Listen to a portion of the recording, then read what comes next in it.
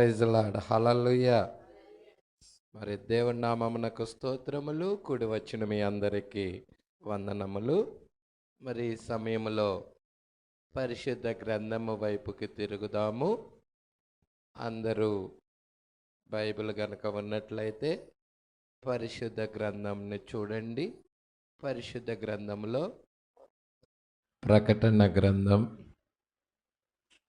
6వ అధ్యాయము 12వ వచనం నుండి చదువుదాం. ఆయన 6వ ముద్రను విప్పినప్పుడు నేను చూడగా పెద్ద భూకంపము కలిగెను. సూర్యుడు కంబలి వలె నలుపాయెను. చంద్రబింబమంతయు రక్తవర్ణమాయను. పెద్ద గాలి చేత ఊగులాడు అంజూరపు చెట్టు నుండి అకాలపు కాయలు రాలినట్టు ఆకాశ నక్షత్రములు భూమి మీద రాలెను. మరియు ఆకాశ మండలము చుట్టబడిన గ్రంథము వలనే తొలగిపోయెను. ప్రతి కొండయు ప్రతి దీపము వాటి వాటి స్థానములు తప్పెను. భూరాజులు, గనులు, సహస్రాధిపతులు, ధనికులు, బలిష్ఠులు, ప్రతి దాసుడు, ప్రతి స్వతంత్రుడు కొండల గృహలలోను బండల సందులలోను దాగుకొని సింహాసనాసీనుడై ఉండు వాని యొక్కయు గొర్రెపిల్ల యొక్కయు ఉగ్రత మహాదినము వచ్చెను. దానికి తాళజాలిన వాడెవరు? మీరు మా మీద పడి ఆయన సన్నిధికిని గొర్రెపిల్ల ఉగ్రతకు మమ్మను మరుగు చేయుడి అని పర్వతములతోనూ బండలతోనూ చెప్పుచున్నారు. చాలండి. 6వ ముద్ర చదువుకున్నాం. ప్రార్థన చేసుకొని మరి దీన్ని ఎక్స్ప్లెయిన్ చేసుకుందాం. ప్రార్థన. స్తోత్రములు ప్రభువా, మహిమ గల రాజా, మీకే స్తుతులు స్తోత్రములు చెల్లించుకొనుచున్నాం. అయ్యా, ఇక్కడ నీ వాక్య భాగము చదవబడి ఉన్నది. దయచేసి నీ వాక్యమనే రొట్టెను విరచి నీ ప్రియబిడ్డలైన మాకివ్వండి ప్రభువా. వాక్యం ద్వారా మీరే మమ్మల్ని పోషించండి. వాక్యపు బయలుపాటివ్వండి. వాక్యపు ప్రత్యక్షత ఇవ్వండి. నిజముగా ప్రభువా, ఈ ముద్రల గ్రంథాన్ని గొర్రెపిల్ల మాత్రమే విప్పి ఉన్నది. ఎందుకంటే గొర్రెపిల్లే యోగ్యుడు. ఆయన మాత్రమే ఆ ముద్రలు తీసి మా అందరికీ వాటిని బయలుపరిచేవాడై ఉన్నాడు. అయ్యా, నీ కృప దయచేయండి. ఈ యొక్క మధ్యాహ్న కాల సమయంలో నీ ప్రియబిడ్డలుగా మేము నీ సన్నిధానములో కూడి ఉండగా మీరే మాతో మాట్లాడమని అడుగుచున్నాం. నీ కృప మాకు తోడుగా ఉంచండి ప్రభువా. కూడి వచ్చిన ప్రతి ఒక్క బిడ్డని దర్శించండి ప్రభువా. 6వ ముద్రలో ఉన్న సంగతులను గ్రహించే కృప ఇవ్వండి ప్రభువా. ఆత్మీయ వాతావరణము కలగజేయండి ప్రభువా. బలహీనమైన బిడ్డలని బలపరచండి. వ్యాధిగ్రస్తులను స్వస్థపరచండి. నెమ్మది లేని వారికి నెమ్మది అనుగ్రహించండి. పరిశుద్ధాత్మ బాప్తిజము లేనివారు పరిశుద్ధాత్మ బాప్తిజం పొందుదురుగాక. అయ్యా, ఇక్కడ నీ యొక్క అభిషేకము కుమ్మరించమని, కనబడి కనపడని చీకటాత్మలన్నిటినీ స్థలము నుండి పారద్రోలమని, మీరే మా అందరితో మాట్లాడమని నజరేయుడైన యేసుక్రీస్తు నామములో ప్రార్థన చేసి అడిగి వేడుకొనుచున్నాము. ఆమేన్. హల్లెలూయా. సరే, చాలా జాగ్రత్తగా గమనిద్దాం.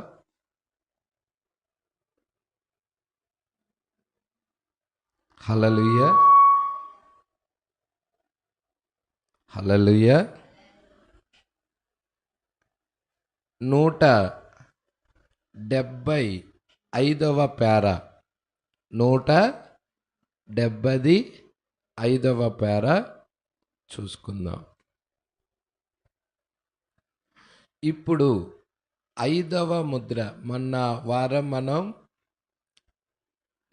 ప్రవక్త 1 నుండి 4 ముద్రలు వాటి యొక్క క్లుప్త వివరణ తీసుకుంటా వస్తున్నాడు. 5వ ముద్ర గురించి, అంటే 6వ ముద్ర చెప్పే ముందు గతంలో జరిగిన ముద్రలన్నీ కూడా క్లుప్త వివరణ తీసుకొని వస్తూ ఉన్నాడు. అయితే ఇప్పుడు పోయిన వారం మనం 4 ముద్రల వరకు చదువుకున్నాం. ఈ వారము 5వ ముద్ర నుండి, ఇక్కడ 5వ ముద్ర ప్రవక్త తీసుకొని రావటం జరుగుతుంది. ఇప్పుడు ఎందుకంటే ఇక్కడ మత్తయి సువార్త 24వ అధ్యాయంలో యేసుక్రీస్తు అక్కడ ముద్రలు ఇప్పుతూ ఉన్నాడు. అదే విధముగా ప్రకటన గ్రంథము 6వ అధ్యాయంలో గొర్రెపిల్ల అక్కడ ముద్రలు ఇప్పుతూ ఉన్నది. దీనిని కంపేర్ చేసి ప్రవక్త మాట్లాడుతూ ఉన్నాడు. మీ దగ్గర పరిశుద్ధ గ్రంథం ఉన్నట్లయితే మత్తయి సువార్త 24వ అధ్యాయం ఒకవైపు, ఇంకొక చేతిలో ప్రకటన గ్రంథం 6వ అధ్యాయము ఇంకొక వైపు, ఈ రెండిటిని పట్టుకొని ఉండండి. ఇప్పుడు ప్రకటన గ్రంథము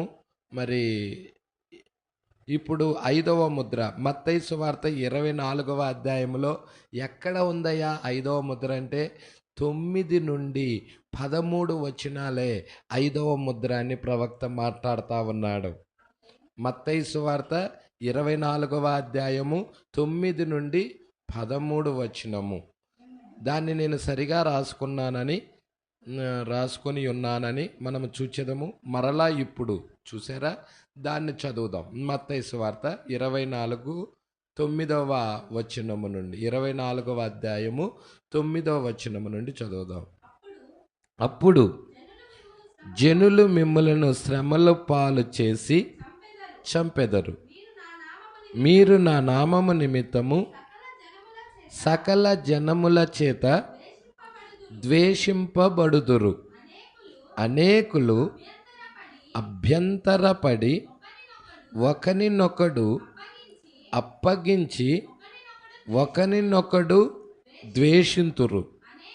అనేకులైన అబద్ధ ప్రవక్తలు వచ్చి పలువురిని మోసపుచ్చుదురు. అక్రమము విస్తరించుట చేత అనేకుల ప్రేమ చల్లారును. అంతము వరకు సహించిన వాడు ఎవడో వాడే రక్షించబడును. ఇప్పుడు మనము 5వ ముద్రలో ఉన్నాము. ఏమంటున్నాడు ప్రవక్త? హల్లెలూయా. భూమి మీద 5వ ముద్ర జరిగినదా, జరగలేదా? 4వ ముద్రలో వధువు ఎత్తబడితే 5వ ముద్ర, భూమి మీద 5వ ముద్ర జరిగినదా? 4వ ముద్రలో వధువు ఎత్తబడింది. అంటే మనం ఇంకా భూమి మీదే ఉన్నాం. అయితే ఇక్కడ ప్రవక్త ఏమంటున్నాడంటే ఇప్పుడు మనము 5వ ముద్రలో ఉన్నాము అన్నాడు. ప్రజలా, మనము పట్టుకోండి ఆ విషయాలు. అంటే ఇప్పుడు భూమి మీద ఏ ముద్ర ఉంది? 5వ ముద్ర ఉండాలి. ప్రజలా, మీరు చూసినట్లయితే 5వ ముద్ర ఏంటి? బలిపీఠము క్రింద ఉన్న ఆత్మలు. అంటే 6వ ముద్రలో బూరలు ఊదపడ్డాయి. ఎన్ని బూరల దాకా ఊదపడ్డాయి అంటే 6 బూరల వరకు ఊదపడ్డాయి. 7వ బూర కూడా ఇంకా ఊదపడటానికి సిద్ధముగా ఉన్నది. 6వ ముద్రలో 7 బూరలు ఊదపడాలి.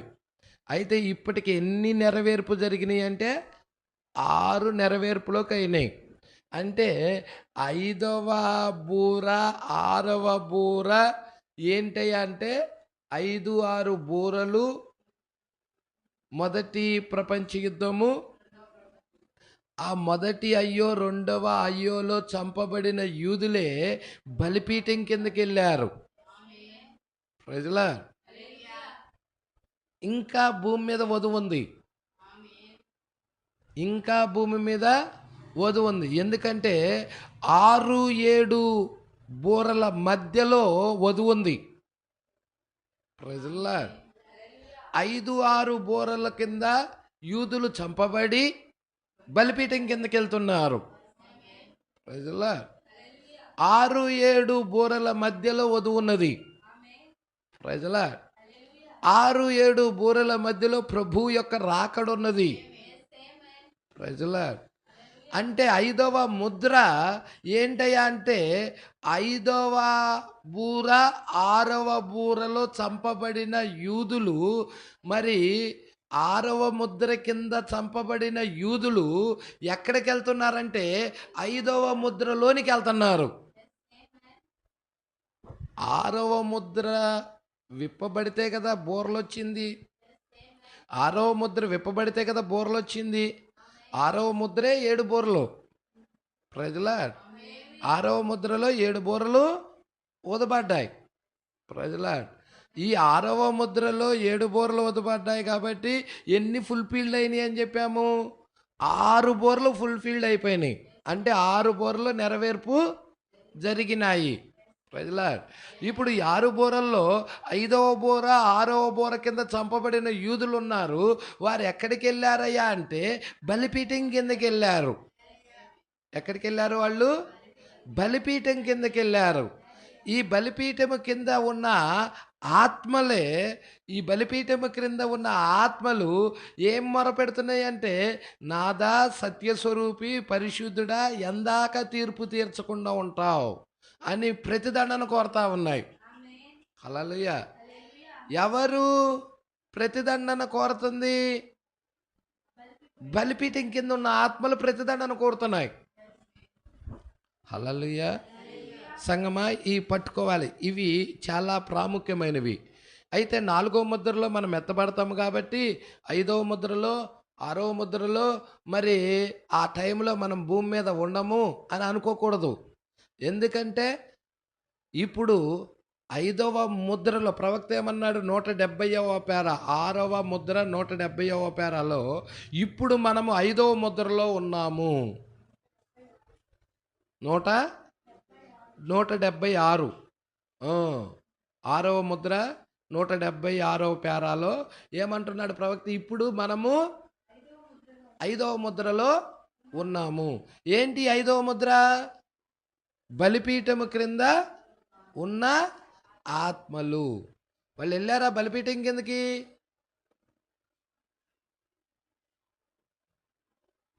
Praise Lord. వెళ్ళారండి బలిపీఠం కిందకి? యూదులు బలిపీఠం కిందకి చంపబడి వెళ్ళారు. హల్లెలూయా. ఇక్కడ చూడండి, ఇక్కడ జాగ్రత్తగా పట్టుకోండి, ఇది జాగ్రత్తగా పట్టుకోండి. ఇప్పుడు మనము 5వ ముద్రలో ఉన్నాము. మరి అది గత రాత్రి చూసాము కూడా, గత రాత్రి చూసాం. ఆ విధముగా ఒకరినొకడు అప్పగించి ఒకరినొకడు ద్వేషింతురు. అవునా? హిట్లర్ యూదుల్ని ద్వేషించారా? యూదులని ద్వేషించి ఊచకోతకి గురి చేశారు, చంపారు. 6,80,00,000 మంది యూదులని చంపేశారు. Praise Lord. దేవుడికి మహిమ కలుగునుగాక. అందుకే ఇక్కడ అంటున్నాడు చూడండి, ఇప్పుడు ఇక్కడ 6వ ముద్రలో గమనించండి. ముద్ర 6వ అధ్యాయం, 6వ అధ్యాయం. ఇప్పుడు ప్రకటన గ్రంథం 6వ అధ్యాయం 9వ వచనము నుండి 11వ వచనము వరకు. ఇప్పుడు ఏమంటున్నాడు? 6వ ముద్రలో గమనించండి. ఎందుకు 6వ ముద్ర గమనించండి అంటున్నాడు? అక్కడ ఉంది 5వ ముద్ర కదా. 6వ ముద్రలో చంపబడిన వారే 5వ ముద్రలోకి వస్తుంది.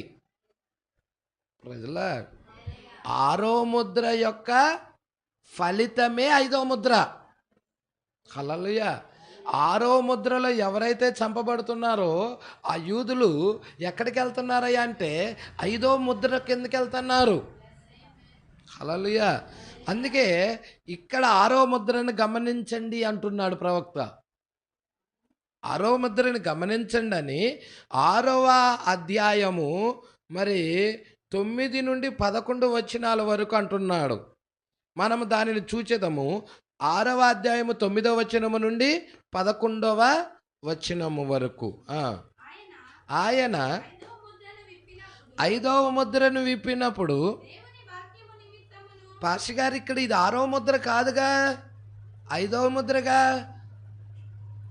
6వ ముద్ర కింద చంపబడిన యూదులే 5వ ముద్రలోకి వస్తుంది. ఈ పాయింట్ జాగ్రత్తగా పట్టుకోవాలి. Praise lord.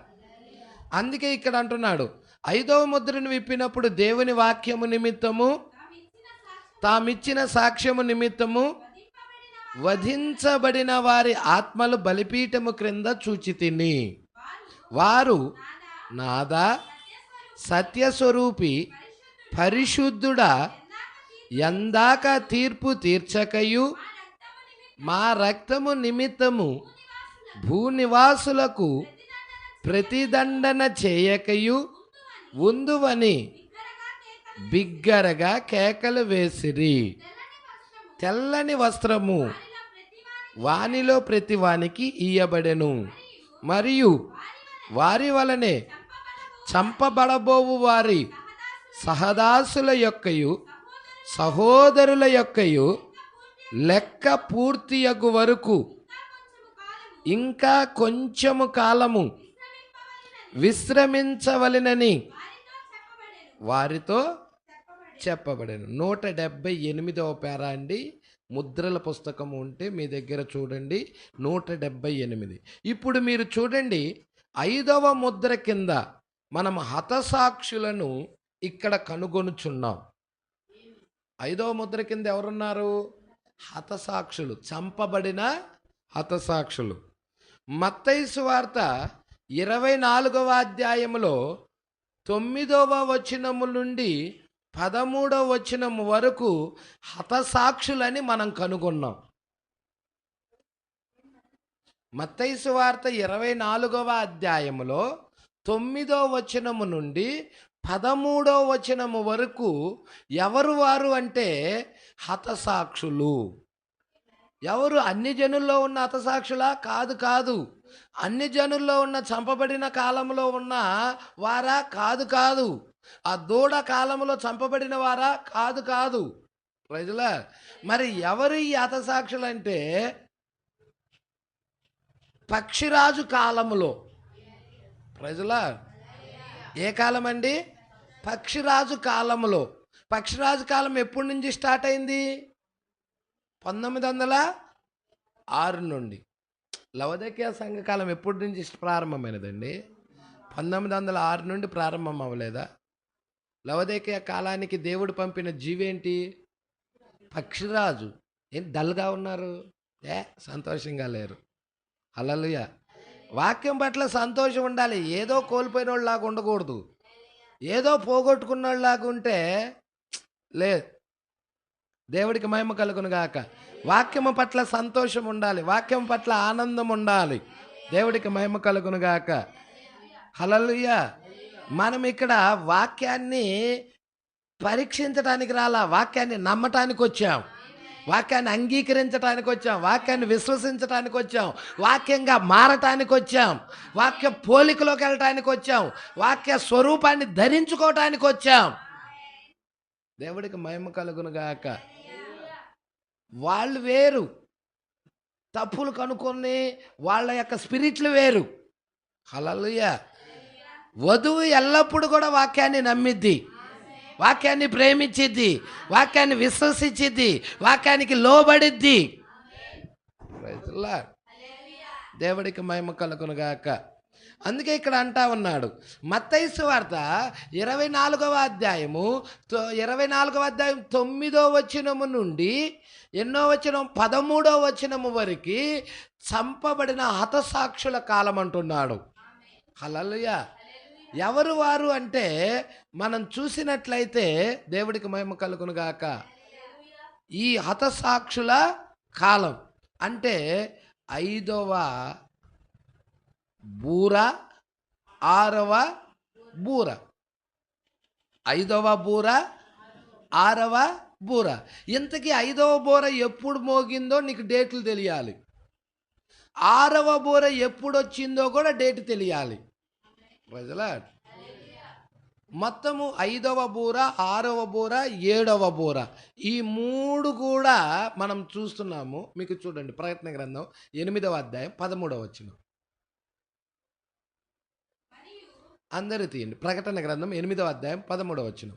మరియు నేను చూడగా ఆకాశ మధ్యమున ఒక పక్షిరాజు ఎగురుచు బూరలు ఊదబోవుచున్న 3 దూతలు. ఈ 3 దూతలు అనేటిదలకి మొదటి 3 దూతలు కాదు, 1, 2, 3 అంటే ఫస్ట్, సెకండ్, థర్డ్ అని కాదు. 3 దూతలు ఎవరయ్యా అంటే లాస్ట్ 5, 6, 7. ప్రజలా 3 దూతలు అనేదలకి ఎవరు? 5, 6, 7. దేవుడికి మహిమ కలుగును గాక. 7 సంఘకాలాల్లో మనం చూస్తున్నాం. 5వదేమో మార్టిన్ లూథరు నీతీకరణ తెచ్చాడు, అది కృప యొక్క మొదటి మెట్టు. కృప యొక్క 2వ మెట్టు ఏంటయ్యా అంటే జాన్ వెస్లీ శుద్ధీకరణ తెచ్చాడు. కృప యొక్క 3వ మెట్టు ఏంటయ్యా అంటే పెంతెకోస్తేళ్ళు పరిశుద్ధాత్మ బాప్తిజం తీసుకొని వచ్చాడు. కృప యొక్క 3 కార్యాలు అంటే నువ్వు మొదటి సంఘాలం నుంచి లెక్కేయకూడదు. 5, 6, 7 ఎలాగో అలాగే బూరల్లో కూడా మనం వచ్చేసేదలకి 7 బూరలు ఉన్నాయి. 7 బూరల్లో 5వ బూర మొదటిది, 6వ బూర రెండోది, 7వ బూర మూడవది. 3 దూతలు బూరల శబ్దమును బట్టి భూనివాసులకు అయ్యో అయ్యో అయ్యో అని గొప్ప స్వరముతో చెప్పుట. అంటే మొదటి 4 బూరలేమో ప్రకృతి మీదకి వెళ్ళాయి. హల్లెలూయా. మొత్తం బూరలన్నీ 7. 7లో 4 బూరలు ఎక్కడికి వెళ్ళిపోయాయి? ప్రకృతిలోకి వెళ్ళిపోయాయి. అంటే ప్రకృతిలో ఉన్న మరి చెట్లను 3వ భాగాన్ని నాశనం చేస్తున్నాయి. సముద్రములో ఉన్న ఆ జీవరాశులు ఉంటాయి చూసావా, సముద్రము నీటిలో, వాటిలో ఉన్న జీవరాశుల్లో 3వ భాగం నాశనం చేస్తున్నాయి. హల్లెలూయా. 1/3 భాగం. దేవుడికి మహిమ కలుగును గాక. తర్వాత మంచి నీటిల్లో ఉన్న ఆ యొక్క జీవరాశులు ఉంటాయి చూసా, దాంట్లో 1/3 భాగం. ఆ తర్వాత ఆకాశంలో సూర్యుడు, చంద్రుడు, నక్షత్రాలు, వాటిలో 1/3 భాగం. ఇవన్నీ ఏమవుతున్నాయి? దెబ్బతింటున్నాయి, బ్రోక్ అవుతున్నాయి. దేవుడికి మహిమ కలుగును గాక. నాశనం అవుతా ఉన్నాయి. బూరలు ఏం తీసుకొస్తున్నాయి? నాశనాన్ని తీసుకొని వస్తున్నాయి. అయితే మొదటి 4 బూరలు ప్రకృతిలోకి వెళ్ళాయి. దేవుడు చూస్తే మరి ఆ యొక్క ఏం చేశాడండి? మొట్టమొదటిగా ప్రకృతినే చేశాడు ఆయన. దేవుడికి మహిమ కలుగును గాక. మానవుడిని చివరి దినములో 6వ దినంలో చేశాడు మానవుడిని. అయితే 5వ బూర, 6వ బూర, 7వ బూర ఈ 3 బూరలు కూడా ఎక్కడికి వెళ్తున్నాయి? మానవుడి మీదకి వెళ్తున్నాయి. హల్లెలూయా. ఇక్కడ చూడండి, చాలా జాగ్రత్తగా గమనించండి.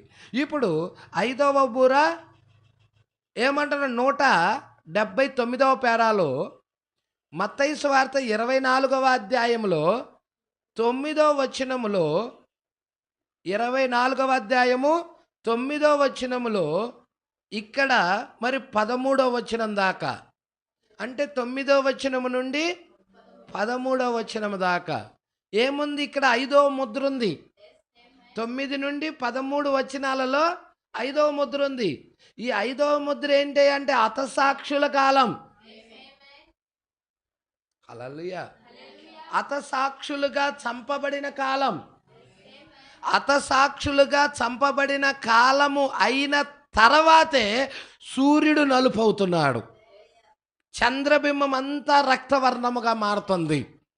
అంటే ముందు హతసాక్షులుగా చంపబడిన కాలం రావాలి. అది వచ్చిందా అంటే 5వ బూర జరిగినది. ఆరవ బూర జరిగినది. అంటే హతసాక్షులుగా చంపబడ్డారు. వాళ్ళు ఎక్కడికి వెళ్ళారు? బలిపీఠం కిందకి వెళ్ళిపోయారు. అవి ఫుల్ఫిల్డ్ అయినాయా అంటే అయిపోయినాయి. ఇంకా వధువు ఎత్తబడకుండానే అవి అయిపోయినాయి. మొదటి ప్రపంచ యుద్ధము జరిగినది, రెండో ప్రపంచ యుద్ధము జరిగినది. మొదటి ప్రపంచ యుద్ధము కింద, రెండో ప్రపంచ యుద్ధము కింద యూదులు 6,80,00,000 మంది చచ్చిపోయారు. ప్రైజుల్లా, దేవుడికి మహిమ కలుగునుగాక. మరి ఇక్కడ అంటున్నాడు, అదేంటంటున్నాడు? హతసాక్షులని మనము కనుగొన్నాం. ఈ ఈ యొక్క గ్రహింపు ఎవరికి ఇస్తున్నాడు? వధువుకి ఇస్తున్నాడు. వారు మిమ్మును అప్పగింతురు. ఏం జరుగుతుందో చూడండి. వారు మిమ్మును అప్పగింతురు మరియు మిమ్మల్ని చంపెదరు. అదే హతసాక్షుల టైం. హల్లెలూయా. మరి ఆ విధముగానే చేసేదరు. చూడండి, అదే ముద్ర తెరవబడటం. హల్లెలూయా. అదే ముద్ర తెరవబడటం. అదే ముద్ర తెరవబడుచున్నది. 180వ పేర. ఇప్పుడు మనము వచ్చుచున్న ముద్ర 6వ ముద్ర అయి ఉన్నది. ఇప్పుడు 5వ ముద్ర మనం చూసాం. 5వ ముద్ర మనం భూమి మీద ఉండంగానే అది ఫుల్ఫిల్డ్ అయింది. పాస్టర్ గారు, 4వ ముద్రలో వధువు ఎత్తబడుతుందిగా, 5వ ముద్ర ఎట్లా ఫుల్ఫిల్డ్ అవుతుంది అంటే, ఒక ముద్ర ఆ తర్వాత ఇంకొక ముద్ర అని కాదు. 4వ ముద్ర భూమి మీద ఉండంగానే 5వ ముద్ర జరుగుతుంది. హల్లెలూయా. 4వ ముద్ర టైంలోనే 1వ ముద్ర కూడా జరుగుతుంది, 2వ ముద్ర కూడా జరుగుతుంది, 3వ ముద్ర కూడా జరుగుతుంది. 4వ ముద్ర టైంలో 4వ ముద్ర కూడా జరుగుతుంది. 4వ ముద్ర టైంలోనే 5వ ముద్ర కూడా జరుగుతుంది. 4వ ముద్ర టైంలోనే 6వ ముద్ర కూడా జరుగుతుంది. 4వ ముద్ర టైంలోనే 7వ ముద్ర కూడా జరుగుతుంది. ఏంటి 7వ ముద్ర?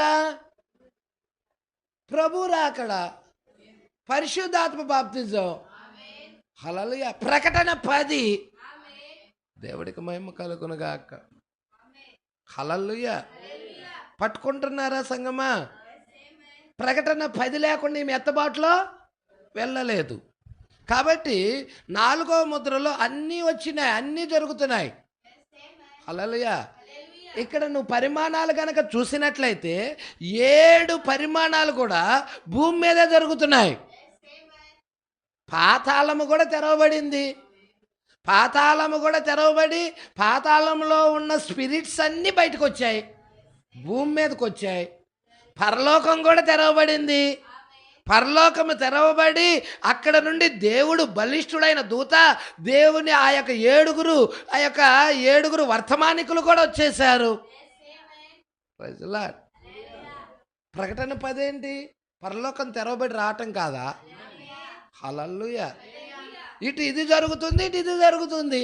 ఏ టైంలో? 4వ ముద్ర టైంలో, అంటే ఆఖరి సంఘకాలంలో. హల్లెలూయా. అంటే ఆఖరి సంఘకాలమే క్లైమాక్స్ కాలం. అంటే సినిమా అంతా కూడా అయిపోయే క్లైమాక్స్ సీను వండర్గా పెట్టేస్తారు. హల్లెలూయా. అవునా కాదా? అది చాలా పవర్ఫుల్గా వండర్గా పెట్టేస్తారు. ఎందుకు? అంతా ఆధారపడేది అక్కడే. దేవుడికి మహిమ కలుగునుగాక. ఇప్పుడు మనం చూస్తున్నాము, ఇప్పుడు మనం ఎక్కడున్నామంటే క్లైమాక్స్లో ఉన్నాం. అన్యజనుల కాలం యొక్క అంతంలో ఉన్నాం. ఇప్పుడు హీరో ఎవరంటే యేసుక్రీస్తు, హీరోయిన్ ఎవరంటే వధువు, విలన్ ఎవరంటే అపవాది. విలన్ ఎవరు? అపవాది. హల్లెలూయా. ఇప్పుడు అపవాది ఏం చేస్తున్నాడు? ఈ మీద దాడి చేయాలని చూస్తున్నాడు. కానీ హీరో ఉన్నాడుగా, వదిలిపెడతాడా? ఈమెను వదిలిపెడతాడా? హల్లెలూయా. కానీ చాలా జాగ్రత్తగా పట్టుకుందాం ఈ విషయాలు, చాలా జాగ్రత్తగా పట్టుకుంది. 180. ఇప్పుడు మనము వచ్చుచున్న ముద్ర 6వ ముద్ర అయి ఉన్నది. ఇప్పుడు మనము వచ్చుచున్న ముద్ర ఎన్నో ముద్ర అది? ఇప్పుడు మత్తయి సువార్త 24వ అధ్యాయం వైపు తిరుగుదాం. మీరు ఇందాక చూస్తున్నారు కదా? మత్తయి సువార్త కంటిన్యూ చూస్తున్నారా? మత్తయి సువార్తలో మీరు చూసినట్టయితే మొదటి ముద్ర ఏ వచనాలు చెప్పాడు? 4వ వచనం, 5వ వచనం మొదటి ముద్ర, 2వ ముద్ర వచ్చేదలకే 6వ వచనం, అవునా? 3వ ముద్ర వచ్చేసేదలకే 6, 7, 4వ ముద్ర వచ్చేసేదలకే 7, 8. పట్టుకుంటున్నారా? 7, 8 4వ ముద్ర. అంటే 4వ వచనము నుండి 8వ వచనము దాకా 4 ముద్రలు ఉన్నాయి. పట్టుకుంటున్నారా మీరు? ఈ 4 ముద్రల్లో ఎవరు తయారవుతున్నారు? ఎవరు సిద్ధపడుతున్నారు? రూతు. 4 ముద్రలు ఎవరికి ఇచ్చాడు బోయాజు? రూతుకిచ్చింది 6 కొలల ఎవలు. మొత్తం ఎన్ని? 6 కొలలలో 4 కొలలేమో నువ్వు తినమ్మా, నువ్వు భుజించు అని రూతుకి, 2 కొలలలో నయోమికి. ఇప్పుడు ఆ నయోమికి ఇవ్వబడిన 2 కొలలు అంటే 5వ ముద్ర 6వ ముద్రే. నయోమికి ఇవ్వబడిన 2 కొలలు. ఇటు రూతుకి ఇచ్చిన 4 కొలలు అంటే 4వ వచనము నుండి 8వ వచనము వరకు ఉన్న 4 ముద్రలు. మొదటి ముద్ర, 2వ ముద్ర, 3వ ముద్ర, 4వ ముద్ర, 4 కొలలు. మొత్తం 6 కొలల ఎవలు బోయాజు రూతుకి ఇచ్చాడు. అయితే రూతు 6 కొలల ఎవలతో తృప్తి పడతల్లా, 7వ కొల కోసం చూస్తుంది. 7వ కొల ఏంటి? 7వ కొల ఎవరో కాదు, బోయాజే. హల్లెలూయా. 7వ కొలేది బోయాజే. ఇప్పుడు వధువు 7వ ముద్ర మీద ఆధారపడుతుంది. 7వ ముద్ర లేకపోతే ఈమె ఎత్తబాటులో వెళ్ళదు. ఈమె ఎత్తబాటులోకి తీసుకొని వెళ్ళేది ఏంటి? 7వ ముద్ర అయి ఉన్నది. 7వ ముద్ర బోయాజ్ అయి ఉన్నాడు. 7వ ముద్ర ప్రభు అయి ఉన్నాడు. Praise the Lord. దేవుడికి మహిమ కలుగునుగాక. ఇక్కడ మనం చూస్తున్నాం, చాలా జాగ్రత్తగా పట్టుకోండి. మరి 8 వచనాల దాకా, 4 నుండి 8 వచనాల దాకా 4 ముద్రలు ఉన్నాయి. మత్తయి సువార్త 24వ అధ్యాయంలో ఉన్నాయా? ఇప్పుడు 9వ వచనము నుండి 13వ వచనం దాకా ఏమున్నాయి అంటే నీకు 4వ వచనము నుండి 13వ వచనం దాకా ముద్రలన్నీ వరుసగానే వస్తున్నాయా? రావట్లేదా? మొదటి ముద్ర, 2వ ముద్ర, 3వ ముద్ర, 4వ ముద్ర, 5వ ముద్ర వరుసగా వస్తున్నాయా? రావట్లేదా? వరుసగానే వస్తున్నాయి అక్కడ. హల్లెలూయా. అంకెలు కూడా కరెక్ట్గా సరిపోతా వస్తున్నాయి. కానీ 6వ ముద్ర దగ్గరికి వచ్చేసేదలికే 14వ వచనంలో రావట్లేదు 6వ ముద్ర.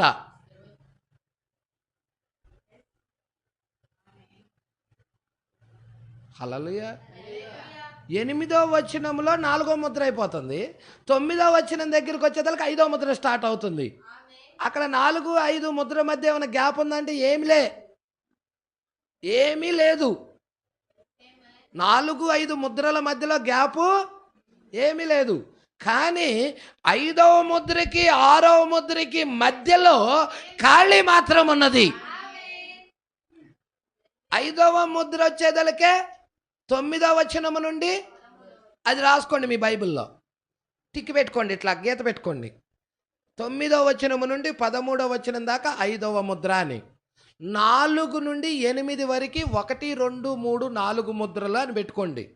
ప్రజలా ఇప్పుడు 6వ ముద్ర దగ్గరికి వచ్చేసేదలికే, హల్లెలూయా, 6వ ముద్ర దగ్గరికి వచ్చేసేదలికే 14వ వచనంలో రాటల్లా, 15వ వచనంలో రాటల్లా, 16వ వచనంలో కూడా రాటల్లా.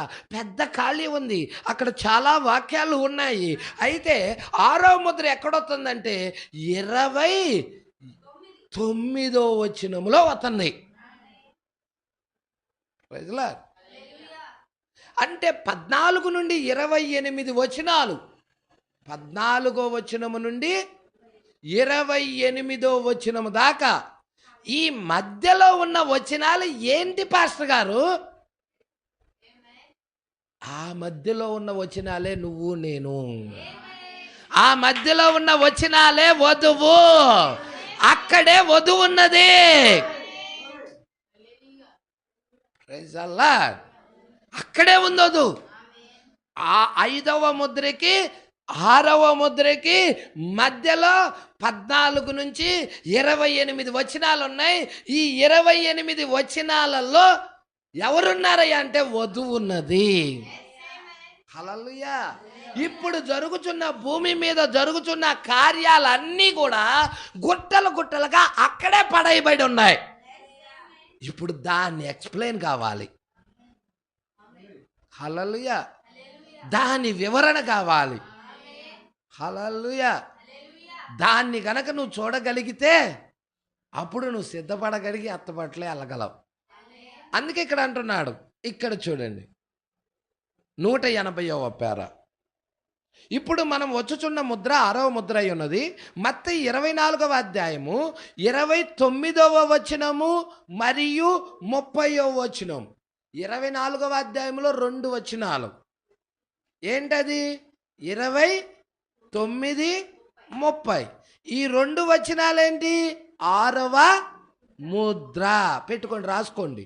29, 30 6వ ముద్ర. Praise Lord. ఇప్పుడు మరి ప్రకటన గ్రంథం వైపు కూడా తిరుగుదాం. 6వ అధ్యాయం వైపు తిరుగుదాం. ఇక్కడ గొర్రెపిల్ల ముద్రలు ఇప్పుతుంది కదా ప్రకటన గ్రంథంలో. మొదటి రాకడలో యేసుక్రీస్తు ముద్రల గురించి బోధించాడు కదా మత్తయి 24లో. దానిని దీనిని కంపేర్ చేసి ప్రవక్త మాట్లాడుతూ ఉన్నాడు. ఇప్పుడు ప్రకటన గ్రంథం 6వ అధ్యాయం దగ్గరకు వచ్చేసేదలికే ఎన్నో వచనము నుండి 12వ వచనము నుండి 17వ వచనము వరకు 6వ ముద్ర. మత్తయిలోనేమో 2 వచనాలు పెట్టాడు 6వ ముద్రకి. అదే ప్రకటన గ్రంథం దగ్గరికి వచ్చేదలకే ఎన్ని వచనాలు పెట్టాడు చూడండి. 12వ వచనం, 13వ వచనం, 14వ వచనం, 15, 16, 17 6 వచనాలు ఉన్నాయి. ఎన్ని వచనాలు? 6వ ముద్రలో 6 వచనాలు ఉన్నాయి. ప్రజలా ఇప్పుడు నువ్వు 6వ ముద్ర అవ్వంగల్నే ప్రకటన గ్రంథం 6వ ముద్ర 17వ వచనంతో 6వ అధ్యాయం కంప్లీట్ అయిపోతుంది. కంప్లీట్ అయిపోతుందా లేదా? ఎందుకని 7వ ముద్ర 6వ అధ్యాయంలో పెట్టచ్చు కదా. వరుసగా సిరీస్ బాగుంటాయి. 1 నుండి 1, 2, 3, 4, 5, 6 ముద్రలు. తర్వాత 7వ ముద్ర కూడా అక్కడే పెట్టచ్చుగా. కానీ 7వ ముద్ర అక్కడ పెట్టలా. కొంత ఇచ్చట కొంత అచ్చట ఉంటుంది. ప్రజలా 7వ ముద్ర 6వ అధ్యాయంలో లేదు. మరి ఎక్కడుంది పాష గారు 7వ ముద్ర? పోనీ ఎమ్మటే 7వ అధ్యాయంలో ఏమైనా పెట్టాడా? అక్కడ కూడా 7వ అధ్యాయంలో కూడా 7వ ముద్ర పెట్టాల. అంటే 6వ ముద్రకి 7వ ముద్రకి మధ్యలో ఒక అధ్యాయమే ఉన్నది. అధ్యాయం ఉంది. 7వ ముద్ర ఎన్నో అధ్యాయంలో పెట్టాడో చూడండి. 7వ ముద్ర ఎన్నో అధ్యాయంలో పెట్టాడు? ప్రకటన గ్రంథం 8వ అధ్యాయం 1వ వచనం చూడండి. ఆయన 7వ ముద్రను ఇప్పినప్పుడు పరలోకమందు ఇంచుమించు అర్ధగంట సేపు. హల్లెలూయా. చూస్తున్నారండి? 7వ ముద్ర ఇప్పినప్పుడు ఇంచుమించు అర్ధగంట సేపు. ఎన్నో అధ్యాయంలో పెట్టాడు 7వ ముద్ర? 8వ అధ్యాయంలో పెట్టాడు. అంటే 8 అంటే ఏంటి? నిత్యత్వమై ఉన్నది. దానికి 8కి ప్రారంభం చూపించండి. ఇప్పుడు ఒకటే అండి, ఒక గీత గీస్తారు, 1 అంటారు. ఎక్కడ నుండి అయితే ప్రారంభిస్తావు, ఇక్కడ 1 గీసావంటే ఇక్కడ ప్రారంభం, ఇక్కడ ముగింపు అవుతుంది. 2 అంటాం, ఇక్కడ ప్రారంభం, ఇక్కడ ముగింపు. 3 అంటాం, ఇక్కడ ప్రారంభం, ఇక్కడ ముగింపు. 4 అంటాం, ఇక్కడ ప్రారంభం, ఇక్కడ ముగింపు. 5 అంటాం, ఇక్కడ ప్రారంభం, ఇక్కడ ముగింపు. 6 అర్థమవుతుందా? 7. కానీ 8 దగ్గరికి వచ్చేదలికి ఎక్కడ ప్రారంభించినట్టు, ఎక్కడ ముగించినట్టు? 8లో చూపించండి ప్రారంభము ముగింపు. 8 నిత్యత్వమై ఉన్నది. Praise lord. 8th డే నిత్యత్వమై ఉన్నది. Praise Lord. ఇక్కడ మనం చూస్తున్నాం 8వ అధ్యాయంలో 7వ ముద్ర పెట్టాడు. అంటే 6వ ముద్రకి 7వ ముద్రకి మధ్యలో ఏముంది? మళ్ళీ ఖాళీ ఉంది, గ్యాప్ ఉంది. ఎన్ని వచనాలు ఉన్నాయంటే అధ్యాయం ఉంది. ఎన్ని వచనాలు? 17 వచనాలు 6వ ముద్రకి 7వ ముద్రకి మధ్యలో ఖాళీ ఉంది. 5వ ముద్రకి 6వ ముద్రకి మధ్యలో ఎన్ని వచనాలు ఖాళీ ఉన్నాయి? 14వ వచనము నుండి 20. నువ్వు చూడు ప్రకటన గ్రంథములో 6వ అధ్యాయములో పట్టుకుంటున్నారా సంగమా? 6వ అధ్యాయములో 9వ వచనము నుండి 11వ వచనం దాకా ఏంటి? 5వ ముద్రేనా? 9వ వచనము నుండి 11వ వచనం దాకా 5వ ముద్ర కాదా? ఆమెనన్న చెప్తారా? ఆమె. ఇప్పుడు 11వ వచనం తర్వాత ఎమ్మట ఏమవుతుంది? 12వ వచనంలో అంటే 6వ ముద్ర 12వ వచనం నుండి 17వ వచనం దాకా 6వ ముద్ర వస్తుందా? అంటే అక్కడ ఏమైనా గ్యాప్ ఉందా? ప్రకటన గ్రంథములో 5, 6 ముద్రల మధ్యలో ఏమైనా ఖాళీ ఉందా?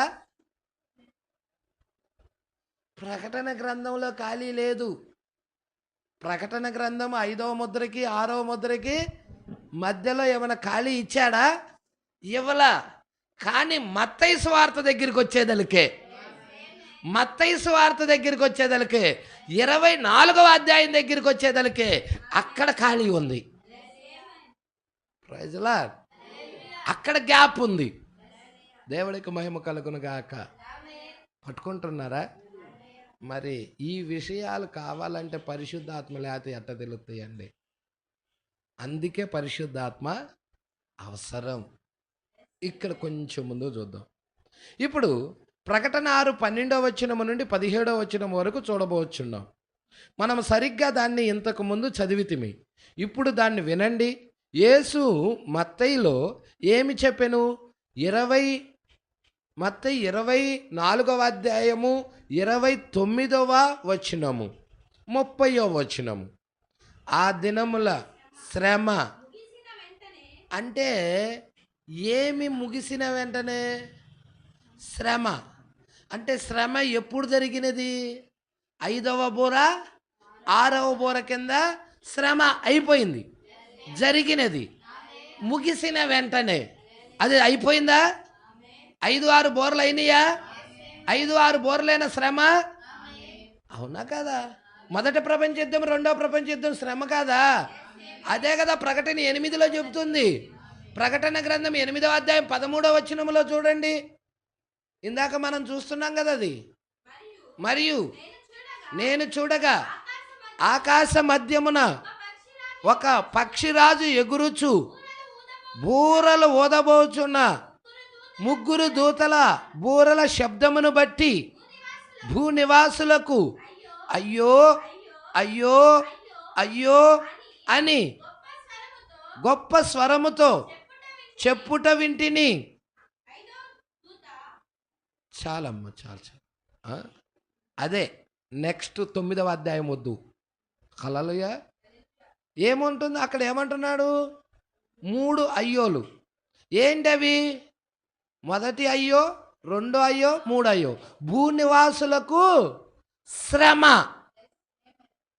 అవునా కదా? ఆ గొప్ప శ్రమ ముగిసిన పిదప, హల్లెలూయా, అంటే హతసాక్షుల టైము అయిపోయిన తర్వాత దేవుడికి మహిమ కలుగును గాక. ఏమొస్తుంది? సూర్యుడు కంబలి వలె నలుపు అవుతాడు. అది 6వ ముద్ర కిందకు వస్తుంది. హల్లెలూయా. పట్టుకుంటున్నారా ఇది?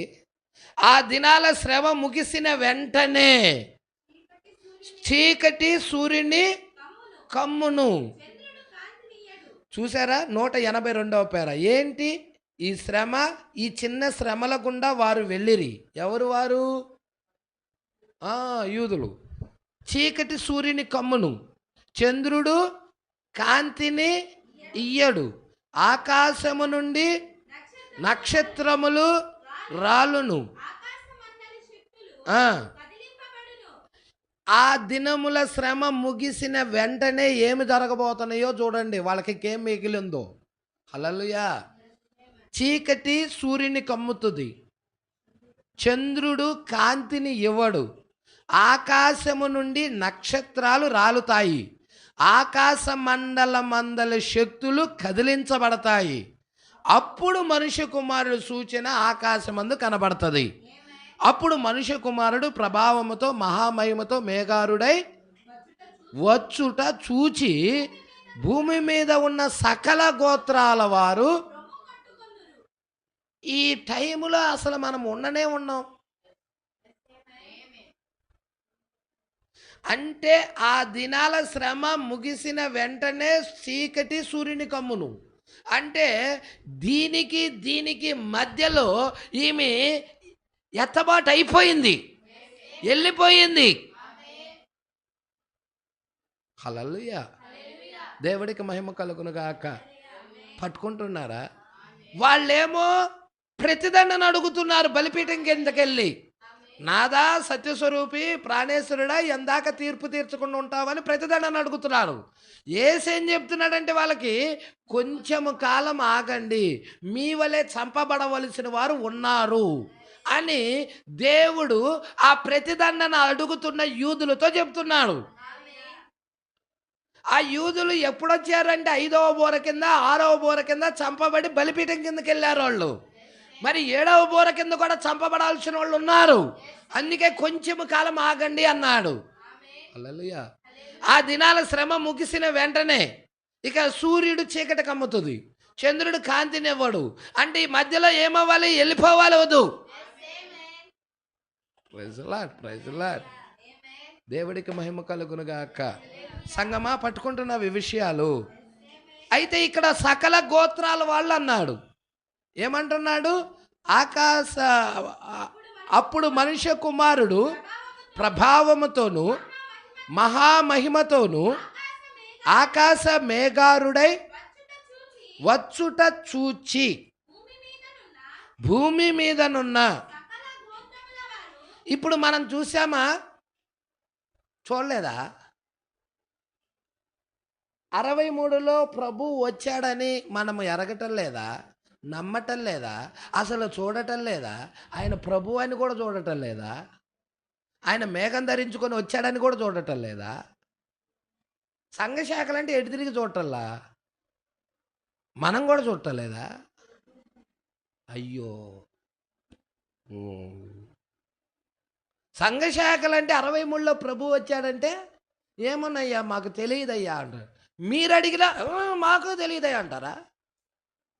ఆయన క్రీస్తు, ఆయన ప్రభువు. నేను ఒకప్పుడు విన్నాను కానీ ఇప్పుడు చూస్తున్నాను అన్నాడు. హల్లెలూయా. నువ్వు 63లో పుట్టకపోవచ్చు, కానీ అది క్రీస్తు అని నువ్వు నమ్ముతున్నావు, విశ్వసిస్తున్నావు. Praise lord. ఈ వర్తమానమే మోషే ఏలియాలు యూదులకి 1,44,000 మందికి బోధించటం జరుగుతుంది. ఆయన మేఘం ధరించుకొని వచ్చాడని, క్రీస్తు మేఘం ధరించుకొని వచ్చాడని. అంటే అన్ని జనులకి ఏ వర్తమానం అయితే బోధించబడుతుందో అదే వర్తమానము 7వ బోర కింద యూదులకు కూడా బోధించబడుతుంది. అంటే ఈ మేఘము యొక్క రాకడ ఇటు అన్ని జనులకి, అదే విధముగా అటువైపుకి యూదులకు కూడా. సకల గోత్రాల వారు అన్నాడు. అంటే ఈ సకల గోత్రాల వాళ్ళు అంటే ఎవరు? వాళ్ళలో అన్ని జనులు ఉన్నారా అంటే అన్ని జనులు లేరు. హల్లెలూయా. ఇక్కడ మనం చూస్తున్న భూమి మీద ఉన్న సకల గోత్రాల వారు రొమ్ము కొట్టుకుంటారు, అంటే ఏడుస్తారు, ప్రలాపిస్తారు. దేవుడికి మహిమ కలుగునుగాక. దేనిని? ఆ మనుష్య కుమారుడు సూచనను చూచి. అంటే ఆ సూచన యూదులకి, ఆ సూచన అన్య జనులకి. హల్లెలూయా. అంటే మేఘము ధరించుకొని వచ్చే రాకడ, 1963లో వచ్చిన రాకడ ఇద్దరికి, ఇటు సకల గోత్రాల వారికి కూడా. అది 7వ బోర కింద, 7వ బోర కింద యూదులకి. ఇటు అన్యజనుల్లో ఉన్న వధువుకు కూడా అది 7వ ముద్ర కింద. అన్యజనుల్లో ఉన్న వధువుకు కూడా ప్రభువు మేఘం ధరించుకొని వచ్చే రాకడ ఇరువురికి. హల్లెలూయా. ఆ సకల గోత్రాల వాళ్ళు రొమ్ము కొట్టుకుంటారు. 7వ బూర కింద ప్రవక్త ఏమంటున్నాడంటే 7వ ముద్ర అరగంట సేపు నిశ్శబ్దం, దానిలో ఏముందో కూడా ఎవ్వరికీ తెలియదు, అక్కడ ఏం జరుగుతుందో కూడా తెలియదు. అయితే మనకి ముందున్న అధ్యాయమే ప్రాథమిక కార్యము అన్నాడు. Praise the Lord. ముందున్న అధ్యాయం అంటే ఏది? 8వ అధ్యాయానికి ముందున్న అధ్యాయము 7వ అధ్యాయమై ఉన్నది. Praise the Lord. 7వ అధ్యాయంలో ఏం జరుగుతుంది? 1,44,000 మంది ముద్రించబడటం ఉన్నది. వాళ్ళు 7వ బూర కింద మనుష్య కుమారుని యొక్క సూచనను చూచి, 7వ ముద్ర 7వ బూర యొక్క సూచనను చూచి సకల గోత్రాల వాళ్ళు రొమ్ము కొట్టుకుంటారు. వారిలో 1,44,000 మంది రక్షించబడతారు. Praise the Lord. దేవుడికి మహిమ కలుగును గాక. హల్లెలూయా. అది ఎక్కడున్నది? అది 6వ ముద్రకి 7వ ముద్రకి మధ్యలో పెట్టేశాడు. హల్లెలూయా. అందుకే ఇక్కడ అంటున్నాడు చూడండి, సకల గోత్రాల వారు అంటే ఎవరో కాదు, యూదులలో ఉన్న గోత్రాలు, ఇజ్రాయేల్ గోత్రాలు మీకు తెలుసు కదా. రూబేను, షిమ్యోను, లేవి, యోదా, ఇష్మాకారు, జెబులూను, నాఫ్తాలి, దాను, ఎఫ్రాయిము ఇవన్నీ ఉన్నాయి కదా. ఈ 12 గోత్రాల వాళ్ళు కూడా రొమ్ము కొట్టుకుంటారు. 183వ పేర ఇక్కడ చూస్తున్నాం. ఇప్పుడు ఇక్కడ ప్రకటనలో చదవండి, 6వ ముద్రను దానినే ఇప్పుడు చూచుచున్నాము. హల్లెలూయా. ఇప్పుడు మీరు ఈ విషయం పట్టుకుంటున్నారా? ఇప్పుడు ఈ విషయం పట్టుకోండి. 6వ ముద్రలో ఎన్ని బూరలు ఉన్నాయి? 6వ ముద్రలో 7 బూరలు ఉన్నాయి. 6వ ముద్రలో ఎన్ని బూరలు ఉన్నాయి? 6వ ముద్రలో 6 బూరలు కాదు, 6వ ముద్రలో 7 బూరలు ఉన్నాయి. 6వ ముద్ర కింద 7 బూరలు వదపడాలి. అయితే ఎన్ని బూరలు వదపడ్డాయి అంటే 6 వదపడ్డాయి. ఇంకొక బూర ఉన్నది. అయితే ఇప్పుడు ఈ లాస్ట్ బూర ఉందో చూసావా? లాస్ట్ బూర అంటే ఎన్నో బూర? అది 7వ బూర 6వ ముద్ర కింద ఉన్నది, ఇటు 7వ ముద్ర కింద కూడా ఉన్నది. అంటే 7వ బూర 2 ముద్రల కింద కంబైన్డ్గా ఉన్నది. 6వ ముద్ర కింద 7వ బూర ఉంది, 7వ ముద్ర కింద 7వ బూర ఉంది. దేవుడికి మహిమ కలుగునుగాక. ఇక్కడ మనం చూద్దాం, ఇక్కడ ప్రకటనలో చూసాం 6వ ముద్రను, దానినే ఇప్పుడు మనం చూస్తున్నాం. అందులో ఉన్నాం. అందులో ప్రవక్త అంటున్నాడండి, అందులో ఉన్నాం. హల్లెలూయా. ఆయన 6వ ముద్రను ఇప్పినప్పుడు నేను చూడగా పెద్ద భూకంపము కలిగిన, అంటే ప్రకటన గ్రంథంలో ఉన్న దానిని చదువుతున్నాడు 6వ ముద్ర గురించి. ఎన్నో వచనం? 12వ వచనం నుండి 17వ వచనం దా చదువుతున్నాడు. 184వ పేర. ఇది చాలా ఖచ్చితంగా ఉన్నది. మరలా మత్తయి 24వ అధ్యాయము 29వ వచనమునకు. హల్లెలూయా. ఇప్పుడు తిప్పండి. దీన్ని చదివారు కదా, మీరు చాలాసార్లు చదివారు ఇది, అందుకనే నేను అది చదవకుండా కొంచెం ముందుకు వెళ్తున్నాను. మత్తయి 24, 29, 30 వచనాలు. ఆ దినాల శ్రమ. ఆ దినాల శ్రమ అంటే ఎవరిళ్ళు? యూదులు. 5వ బూర కింద 6వ బూర కింద ఉన్నవాళ్ళు. ఇక 6వ బూర కింద చంపబడిన వాళ్ళు ముగిసిన వెంటనే వాళ్ళు ఎక్కడికి వెళ్ళిపోయారు? బలిపీఠం కిందకి వెళ్ళిపోయారు. వాళ్ళు ఇక ప్రతిదండన అడుగుతూ ఉన్నారు. ఆ శ్రమ ముగిసిన వెంటనే చీకటి సూర్యుని కమ్మును, చంద్రుడు కాంతినివ్వడు, ఆకాశం నుండి నక్షత్రాలు రాలును, ఆకాశ మండల శక్తులు కదిలించబడును. అప్పుడు మనిషి కుమారుడు చూచిన ఆకాశమందు కనబడును. అప్పుడు మనిషి కుమారుడు ప్రభావముతో మహామహిమతో మేఘారుడై వచ్చుట చూచి భూమి మీద ఉన్న సకల గోత్రాల వారు రొమ్ము కొట్టుకొందురు. ఇంతవరకు ఎన్నో పేరా? 30. అవునా? తర్వాత వచ్చినమేంటి? మరియు అంటున్నాడు, అంటే దీనితో కంబైన్ చేస్తున్నాడు. అది హల్లెలూయా. ఈ 30వ వచనముతో మరియు అని కంబైన్ చేసి చెప్తున్నాడా. ఆయన గొప్ప బూరతో, అంటే గొప్ప బూర ఉంది. ఆ గొప్ప బూర 7వ బూర. హల్లెలూయా. ఆ గొప్ప బూరతో ఏం పంపిస్తున్నాడు? తన దూతలను పంపును. అక్కడ మోషే ఏలియాలు దూతలను, దూత కాదు, దూతలను బహువచనము. ఎవరిని? ఇద్దరిని పంపిస్తున్నాడు. వారు ఆకాశం యొక్క ఈ చివరి నుండి ఆ చివరి వరకు నలుదిక్కుల నుండి ఆయన ఏర్పరచుకున్న వారిని, అంటే ఆ గొప్ప బూర ఏం చేస్తుంది? ఎన్నుకోబడిన వారిని పోగు చేస్తుంది. దూతల్ని దేవుడు పంపించాడు. 7వ బూర కింద, ఆ గొప్ప బూర కింద దూతలు వచ్చినట్టయితే హల్లెలూయా, ఇటు 7వ ముద్ర కింద దేవుడికి మహిమ కలుగును గాక. ఇక్కడ కూడా దూత రావాలి, ఏర్పరచుకున్న వారిని పోగు చేయాలి, ఎన్నుకోబడిన వారిని పోగు చేయాలి. Praise Lord. అదేనా ఆర్భాట వర్తమానం? ఆర్భాట వర్తమానం ఏదో కాదు, ఏర్పాటులో ఉన్నవారిని పోగు చేసే వర్తమానం. ఎక్కడికి పోగు చేస్తుంది? పీనుగ ఎక్కడ ఉందో పక్షిరాజులు అక్కడ పోను. అంటే పీనుగ దగ్గరికి, ఆయన వాక్యం దగ్గరికి, ప్రకటన 10 దగ్గరికి, వర్తమానం దగ్గరికి పోగు చేస్తుంది మనల్ని. ఆయా సంఘ శాఖల్లో ఉన్న వాళ్ళందరినీ పోగు చేస్తూ ఉన్నది, బయటికి తీసుకొచ్చేస్తూ ఉన్నది. 4 దిక్కులు, భూమి యొక్క 4 దిక్కుల నుండి ఆయన ఏర్పరచుకున్న వారిని. హల్లెలూయా. ఇటు మనకు అది ఫుల్ఫిల్ అవుతుందా? పట్టుకుంటున్నారా? కొంచెం ముందుకు చదువుతాం. ఇప్పుడు యేసు మత్తయి సువార్త 24వ అధ్యాయంలో ఏమి చెప్పినో దానిని ప్రకటన గ్రంథకర్త 6వ అధ్యాయములో తెరవబడిన దానితో అది ఖచ్చితంగా పోల్చబడి ఉన్నది. మరియు యేసు శ్రమల కాలమును గురించి మాట్లాడుచున్నాడు. సహోదరుడు బ్రహ్నాం ప్రసంగ వేదికపై 3 సార్లు తట్టుచున్నాడు. Praise lord. సూర్యుడు కంబల వలె నలుపవటం, చంద్రబింబమంతయు రక్తవర్ణం అవటం. ఇదేంటది? శ్రమల కాలము. Praise Lord. శ్రమల కాలము. ఈ శ్రమల కాలంలో వధువు ఉండిద్దా? అది చూడండి. మొదటిగా ఈ కార్యాలు ఎప్పుడు జరుగును, ఆలయము ఎప్పుడు తీసుకొనబడును అని వారు అడిగిరి. ఆలయము ఎలా కట్టబడింది? రాళ్లతో. రాతి మీద రాయి నిలబడని కాలం, అంటే ఆలయం తీసేయబడటం. ఇప్పుడు ఆలయం ఎవరు? వధువు.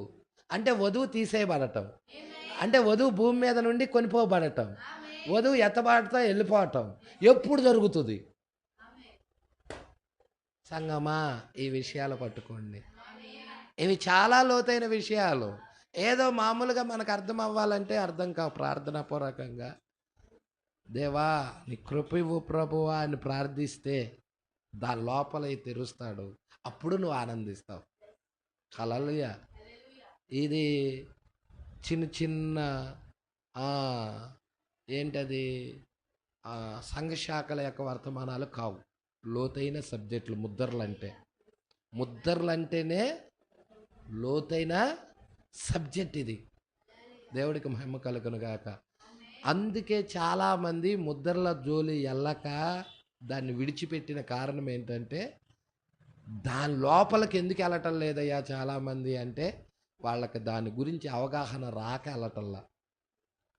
ఎందుకులే, మనకి కొంచెం విశ్వాసం ఉంటే చాలు, ఆయనే తీసుకొని వెళ్ళిపోతాడులే అని విశ్వసించండి సంఘమా. దేవుడు ఖచ్చితంగా మిమ్మల్ని తీసుకెళ్తారని సంఘానికి చెబుతూ వాళ్ళు కూడా అట్ట భ్రమలో బతుకుతూ ఉన్నారు.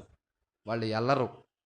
ముద్రలు ఇచ్చింది, పెండ్లి కుమార్తెకి ఇచ్చింది, దీంట్లో ఉన్న సత్యాలు గ్రహించి వాక్యాన్ని ఎరిగేదాని కొరకు. దీంట్లో ఉన్న సత్యాలు గ్రహించి వాక్యాన్ని ఎరిగేదాని కొరకు. ఆ ఎరగటమే వద్దు అనుకుంటే ఇక ముద్రలు ఇవ్వాల్సిన పని ఏంటి? ప్రజల. కాబట్టి ఇవి చాలా లోతైన విషయాలు. ఇవి మీకు అర్థం అవ్వాలి. 4వ ముద్రలో వధువు ఎత్తబడుతుంది అంటున్నాడు, 5వ ముద్రలో మనం ఉన్నామంటున్నాడు. ఎలాగా సాధ్యం? బయలుపాటు కావాలి నీకు. ప్రత్యక్షత కావాలి. హల్లెలూయా. ఇవన్నీ కూడా ప్రత్యక్షత కిందే ఉన్నాయి. ఇవన్నీ సంఘం కూడా కట్టబడేది ఎక్కడంటే ప్రత్యక్షత మీదే. ఎత్తబాటులో వెళ్ళాలన్నా కానీ ప్రత్యక్షతే కావాలి. ప్రజలా అందుకే ఇక్కడ అంటున్నాడు చూడండి.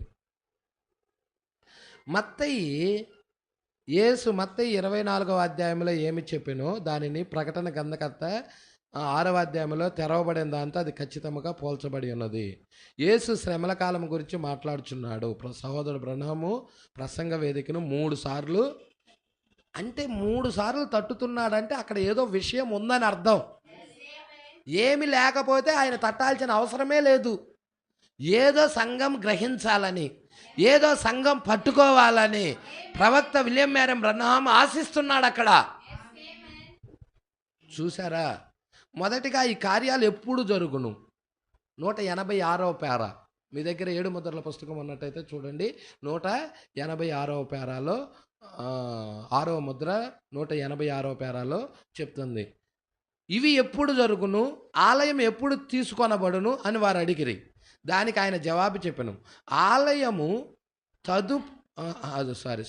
క్షమించండి, ఆయనను తదుపరి కార్యముగా, హల్లెలూయా, తదుపరి కార్యముగా హతసాక్షుల కాలము ఎప్పుడు వచ్చును అని అడిగిరి. ప్రజలా, మొదటి కార్యం ఏంటి? ఎప్పుడు జరుగును? రాతి మీద రాయి తీసివేయబడే కాలం ఎప్పుడు? రాతి మీద రాయి నిలబడని కాలం ఎప్పుడు? ఇవి ఎప్పుడు జరుగును? రాతి మీద రాయి నిలబడిన కాలం ఎప్పుడు? దేవాలయం వెళ్ళిపోయే కాలం ఎప్పుడు? ఆలయం తీసివేయబడే కాలం ఎప్పుడు? ఎత్తబాటు ఎప్పుడు జరిగిద్ది? ఆలయం అంటే మనమే కదా, మనమే దేవుని ఆలయం. అది నేడైతే ఇది నిజ స్వరూపం. ఇది ఎప్పుడు జరిగిద్ది? ఇది ఎప్పుడు జరిగిద్ది? రెండో క్వశ్చన్ ఏంటి? ఆయనను తదుపరి కార్యముగా, నెక్స్ట్, ఆయన అంటే యేసుక్రీస్తుని నెక్స్ట్ కార్యముగా హతసాక్షుల కాలం ఎప్పుడు వచ్చునని అడిగారు. హతసాక్షులుగా చంపబడే కాలం ఎప్పుడు వస్తుంది? తర్వాత మరియు ఇది ఎప్పుడు జరుగును? ఎప్పుడు క్రీస్తు విరోధి లేచును?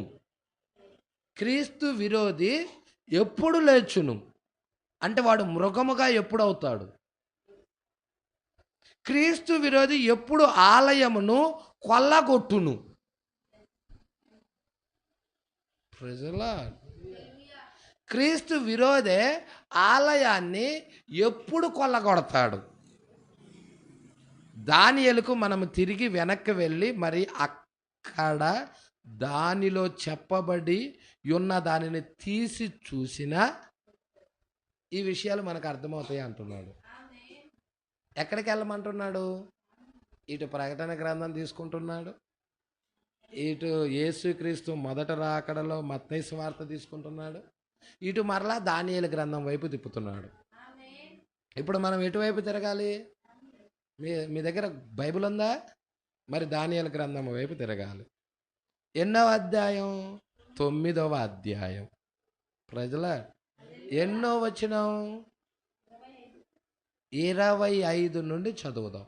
9వ అధ్యాయము 25 నుండి 187వ పేరా దగ్గరికి వెళ్ళే ముందుగా దానియేలు గ్రంథం 9వ అధ్యాయము 20.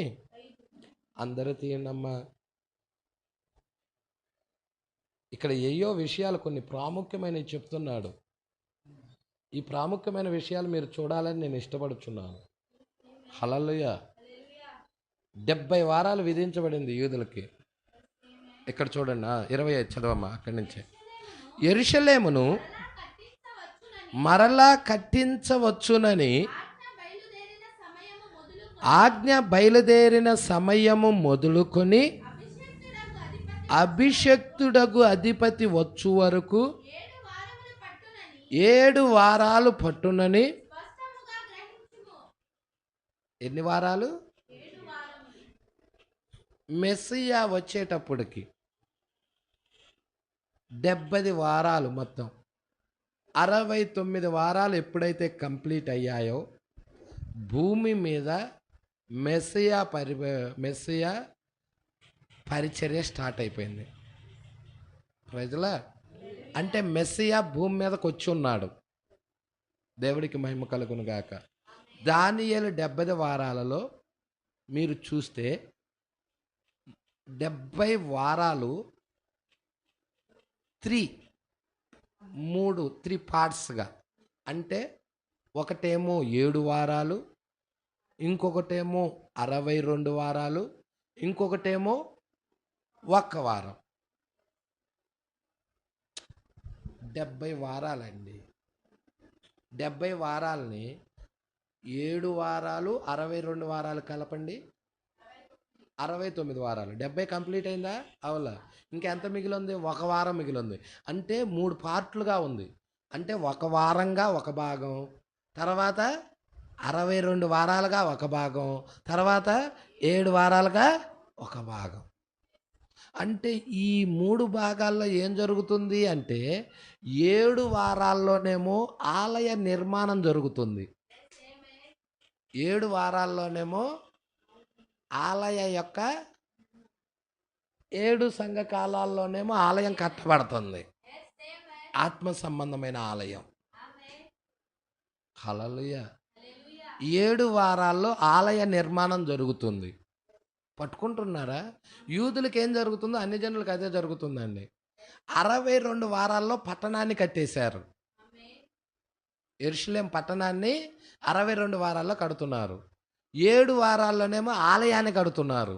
అప్పటికి 69 వారాలు. ఆలయం కట్టడం పూర్తయినాక 70వ వారంలో ఎవరు రావాలి? మెస్సియా ఎంటర్ అవ్వాలి ఆలయంలోకి. అవునా? అదే మొదటి అర్ధవారం. 70వ వారం స్టార్ట్ అయింది. అంటే 70వ వారం స్టార్ట్ అయింది, అధిపతి వచ్చేసాడు. ప్రజలా ఇక్కడ మనం చూస్తున్నాం, ఇక్కడ 62 వారాలు పట్టణం కట్టబడుతుంది, 7 వారాలు ఆలయం కట్టబడుతుంది. ఆలయం ఎవరు? 7 సంఘకాలాల్లో ఉన్న వధువు. మనమే దేవుని ఆలయం. ఇప్పుడు ఆ 7 వారాలు అయిన తర్వాత 62 + 7 మొత్తం ఎంత? 69. 70వ వారంలో ఎవరు రావాలి? మెస్సియా రావాలి. అంటే అధిపతి రావాలి. అంటే 1963లో ఎవరు వచ్చారు? మెస్సియా అయిన అధిపతి ఆలయంలోకి, అంటే మనలోకి ఎంటర్ అయిపోయాడు. ఈ విషయాలు గ్రహించండి, పట్టుకోండి. 63లో మెస్సియా వచ్చాడు మనకి. మెస్సియా ఆయనే, మేఘం ధరించుకొని వచ్చిన ఆయనే మెస్సియా. ఆయన క్రీస్తు.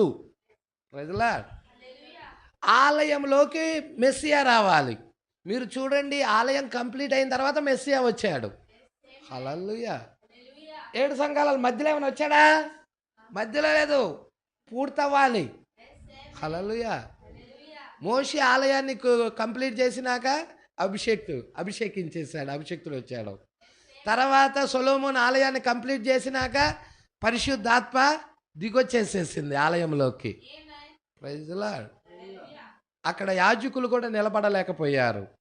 ఇప్పుడు కూడా ఆలయము నిర్మాణం జరుగుతూ ఉన్నది 7 సంఘకాలాలలో. ఇప్పుడు బలిష్ఠుడైన దూత వచ్చేసాడు. హల్లెలూయా. ఇక్కడ మీరు చూడండి, ఇక్కడే మీరు పట్టుకోండి. అక్కడ ఏం జరుగుతుంది, ఇక్కడ కూడా అదే జరుగుతుంది.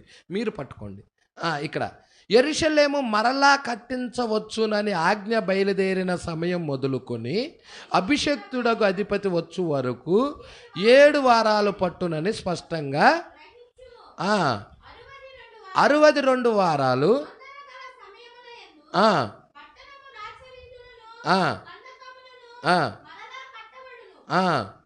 చూసారా? 62 వారాలు ఏం కట్టబడుతుంది? పట్టణపు రాజవీధులు, కందకాలు మరలా కట్టబడును. ఈ 62 వారాలు జరిగిన పిమ్మట ఇక్కడ చూసారా, 70వ వారంలో ఏమొచ్చారు? ఎవరు వచ్చారు? మెస్సియా, అభిషక్తుడు వచ్చాడు, రాజు వచ్చాడు, వాళ్ళ రాజు వచ్చాడు. అర్థమవుతుందా? 70వ వారంలో వచ్చినప్పుడు, ఆ 70వ వారంలో వచ్చిన తర్వాత ఆయన వారమల్లా ఉన్నాడా? ఆయన సేవ ఎన్ని సంవత్సరాలు? 3.5 సంవత్సరాలే. అంటే వారము 3.5 అంటే వారానికి ఎన్ని రోజులు? 7 రోజులు. ఒక రోజు వచ్చి 1 సంవత్సరం. అంటే 7 రోజులు వచ్చి 7 సంవత్సరాలు, 7 సంవత్సరాలు 7 వారాలు, వారం 7 సంవత్సరాలు వారం, 7 సంవత్సరాలు వారం అంటే వారము మధ్యలో ఏమయ్యాడు? మెస్సియా కొట్టివేయబడ్డాడు. అంటే 7 సంవత్సరాలలో 3.5 సంవత్సరాలలో మెస్సియా కొట్టేయబడ్డాడు. అంటే 3.5 సంవత్సరాలు మెస్సియా పరిపాలన చేసి మెస్సియా కొట్టివేయబడ్డాడు. ప్రజల అంటే శిలువ మరణం పొందాడు, శిలువ మరణము పొందాడు. హల్లెలూయా.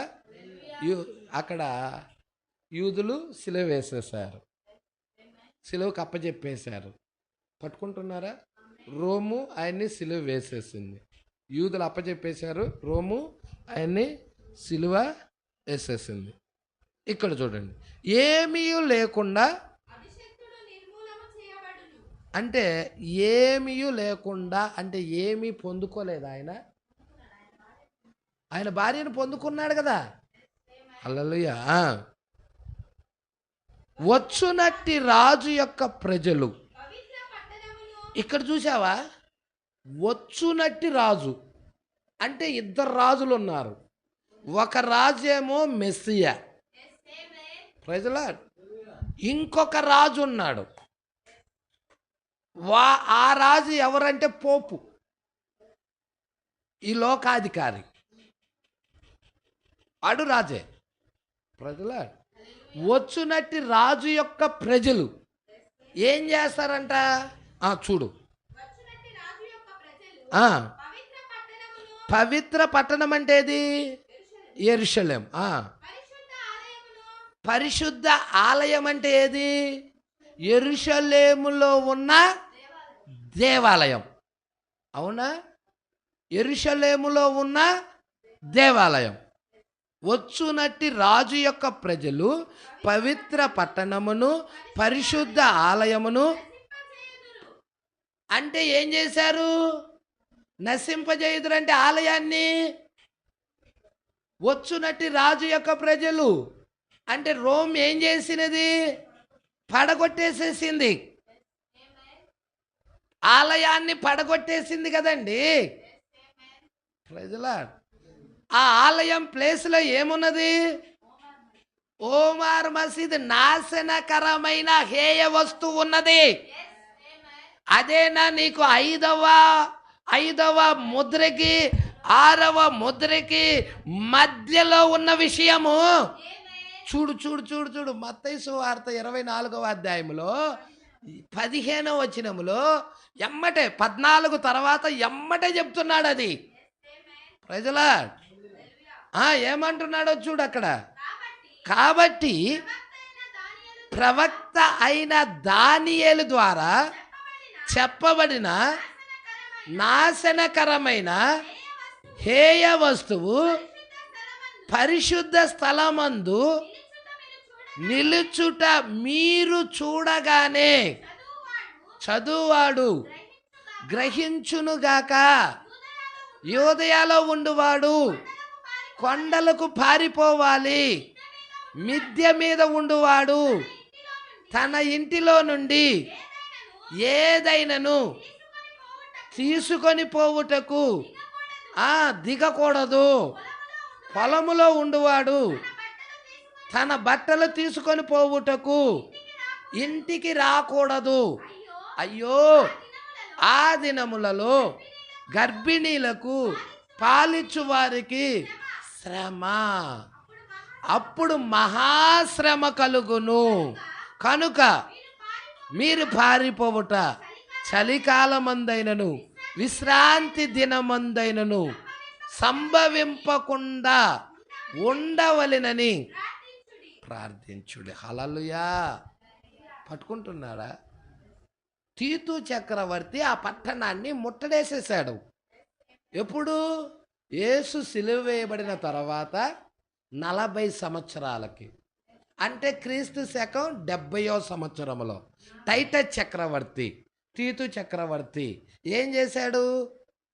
ఆ పట్టణాన్ని ముట్టడేసేసి పూర్తిగా ఆలయాన్ని ధ్వంసం చేసి కూల్చేసి పట్టణాన్ని తగలబెట్టేసేసాడు. దానియేలులో చెప్పబడిన ప్రవచనం నెరవేర్పు జరిగిపోయింది. హల్లెలూయా. పట్టుకుంటున్నారా? ఈ విషయాలు చాలా జాగ్రత్తగా పట్టుకోండి. వచ్చునట్టి రాజు యొక్క ప్రజలు పరిశుద్ధ పట్టణమును, పవిత్ర పట్టణ పరిశుద్ధ ఆలయమును నశింపజేయుదురు. వాని యొక్క అంతము చూసారండి. వాని యొక్క అంతము ఎప్పుడైతే నాశనం చేస్తాడో తర్వాత వాని యొక్క అంతము హఠాత్తుగా వచ్చును. మరియు యుద్ధ కాలాంతము వరకు నాశనము జరుగునని నిర్ణయించబడెను. అతడు చూసారా అండి, ఇక్కడ ఏం చేస్తున్నాడు? 27వ వచనములో నిబంధన చేస్తున్నాడు. ఎవరు నిబంధన చేస్తుంది? రాజు. ఏ రాజు? పోపు. ఎవరితో? పరిశుద్ధ జనులతో. ఎవరు పరిశుద్ధ జనులు? యూదులతో నిబంధన చేస్తున్నారు. ఆ నిబంధన ఈమె చూడదు. అంటే నిబంధన ఎప్పుడైతే పోపు యూదులతో నిబంధన జరుగుట భూమి మీద సంభవిస్తుందో ఆల్ రైటు ఆ నిబంధనకు ముందే ఎత్తబాటు అయిపోయినది.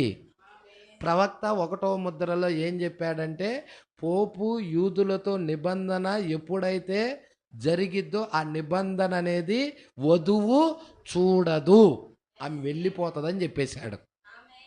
ప్రజల ఇక్కడ అంటున్నాడు చూడండి, 27వ వచనం. అతడు ఒక వారమునకు అనేకులకు నిబంధన స్థిరపరచును, అర్ధవారమునకు బలిని నైవేద్యమును. అంటే వాడు ఏం చేస్తాడు? ఆ నిబంధన చేసిన తర్వాత వారము మధ్యలోనే వాడు నిబంధనని మీరతాడు. యూదులకు మిగిలింది ఎంత అంటే అర్ధవారమే. ఆ అర్ధవారం మధ్యలోనే నిబంధన మీరతాడు. ఎందుకు మీరతాడు అంటే వాడు నిబంధన దేని కొరకు చేస్తాడు? యూదుల దగ్గర నుండి బాండ్లు అవన్నీ సంపాదించుకోవటానికి, యూదుల దగ్గర నుండి సంపద తెచ్చుకోవటానికి. హల్లెలూయా. ఎందుకు? ప్రపంచం మొత్తం వన్ వరల్డ్ గవర్నమెంట్ కింద ఈడే ఏలాలని, పోపే ఏలాలని. అదేనా అక్కడ ఉంది? చూసారా ఏముంది అక్కడ? One world government. ఆ టైంలోనే 666 జారీ అయ్యేది. 666 అనే ముద్ర జారీ అవుతుంది. ప్రజలా అంటే ఆ నిబంధన చేస్తాడు, నిబంధన కూడా మీరతాడు. వాడు వెళ్ళిపోయి ఎక్కడ కూర్చుంటాడు? ఆలయంలో కూర్చుంటాడు. ప్రజలా ఎక్కడ కూర్చుంటాడంట? వాడు ఆలయంలో కూర్చుంటాడు. అదే మనకి పౌలు గారు రాస్తున్నాడు దాని గురించే. దెస్సలోనీయులకు పత్రిక, దెస్సలోనీయులకు రాసిన 2వ పత్రిక 2వ అధ్యాయం.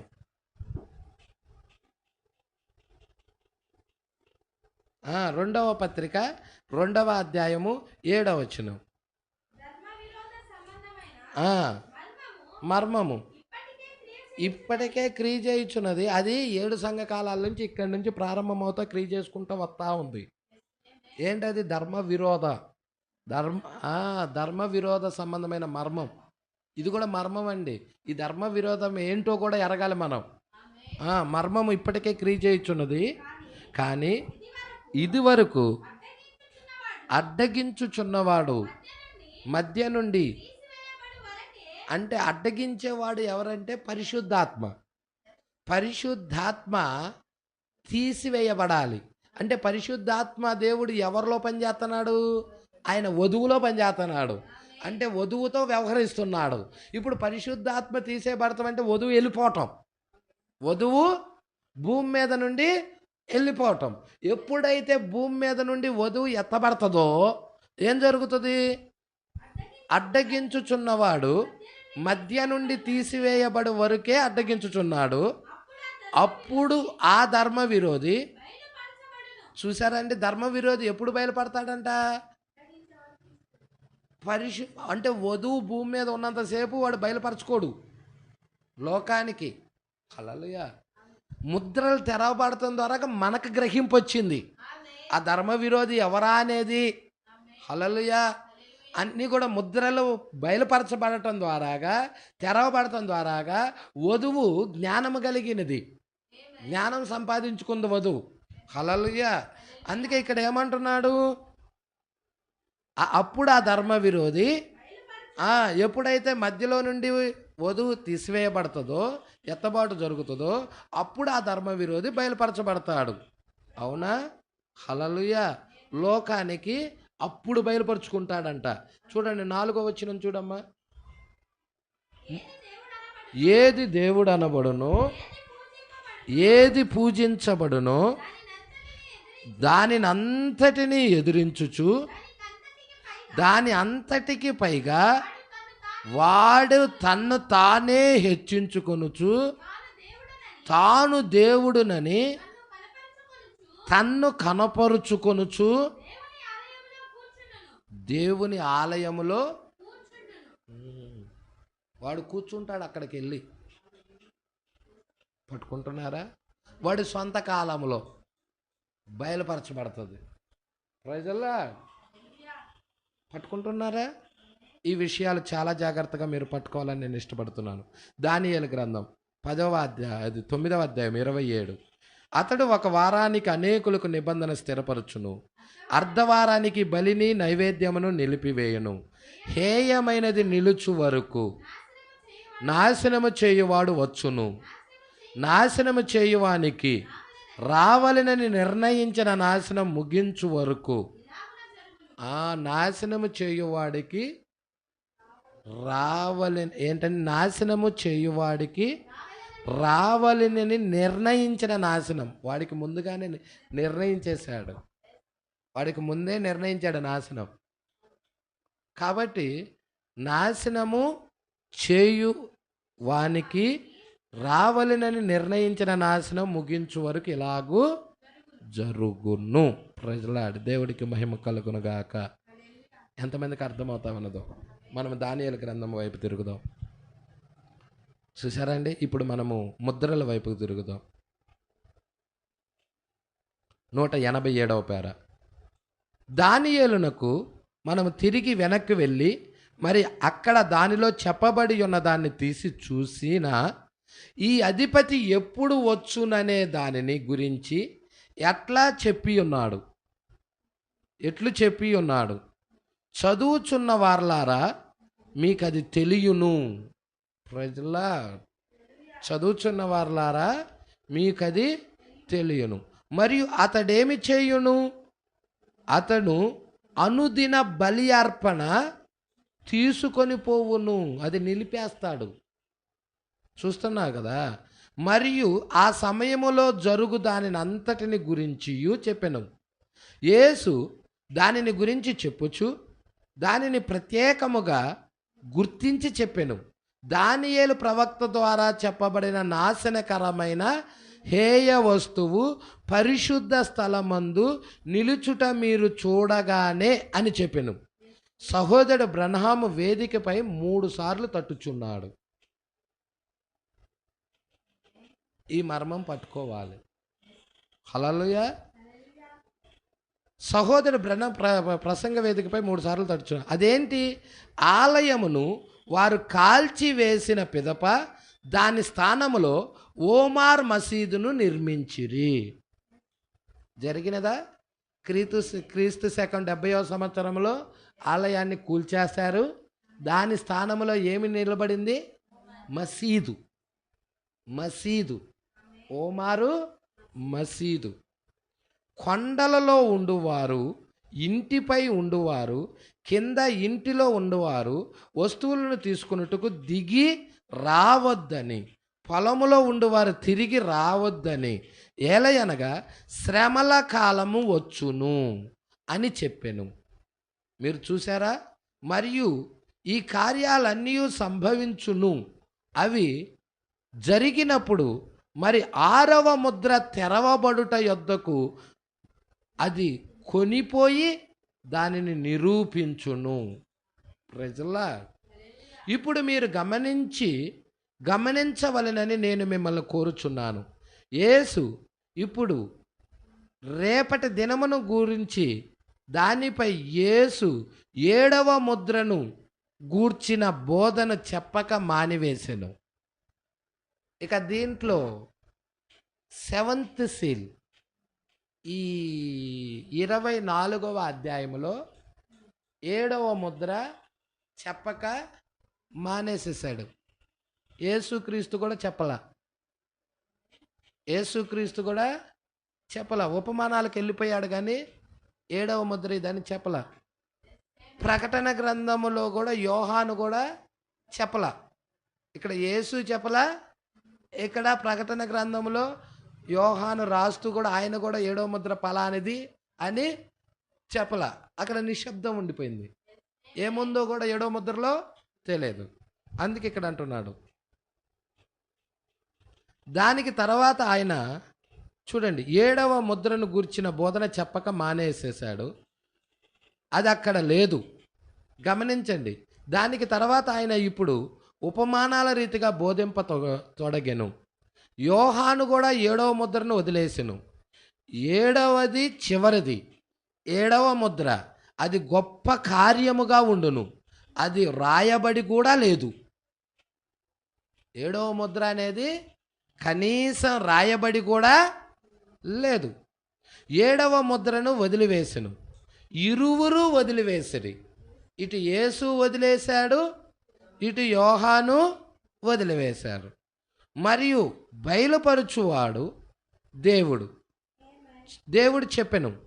అక్కడ యోహాను చెప్పెను, పరలోకమందు ఇంచుమించు అర్ధగంట సేపు నిశ్శబ్దంగా ఉన్నదని చెప్పాడు. దాని గురించి యేసు ఎక్కడ ఒక్క మాట కూడా చెప్పలా. మొదటి రాకడలో ఆయన వచ్చినప్పుడు ఎక్కడ ఒక్క మాట కూడా చెప్పలా. ఇప్పుడు గమనించండి, మరలా తిరిగి 12వ వచనం గమనించండి. ప్రకటన గ్రంథము 12వ వచనంలో ఏ జీవియు లేదు. అక్కడ 12వ వచనంలో ఏమైనా ఉందా? 5వ ముద్రలోనే లేదు జీవి, 6వ ముద్రలోనూ లేదు. 12వ వచనం అంటే 6వ ముద్ర. ప్రజల ఏ జీవియు లేదు. 12వ వచనం మన ముద్ర ప్రారంభమగుచున్నది.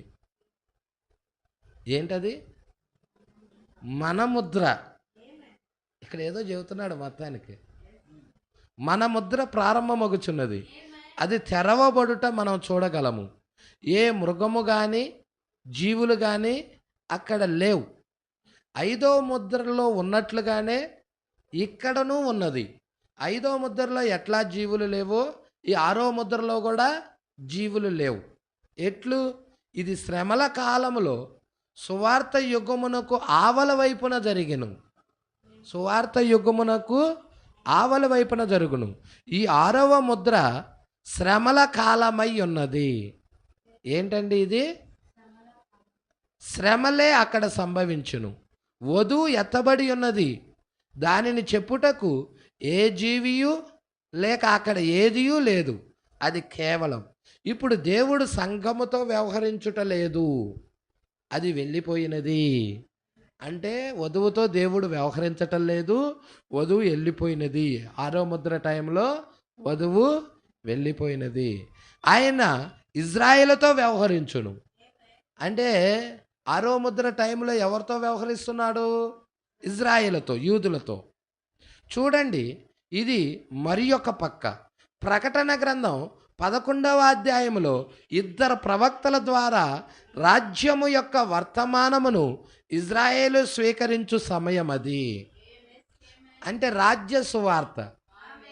అంటే 5వ ముద్రకి 6వ ముద్రకి మధ్యలో రాజ్య సువార్త అన్యజనుల దగ్గరికి రావాలా?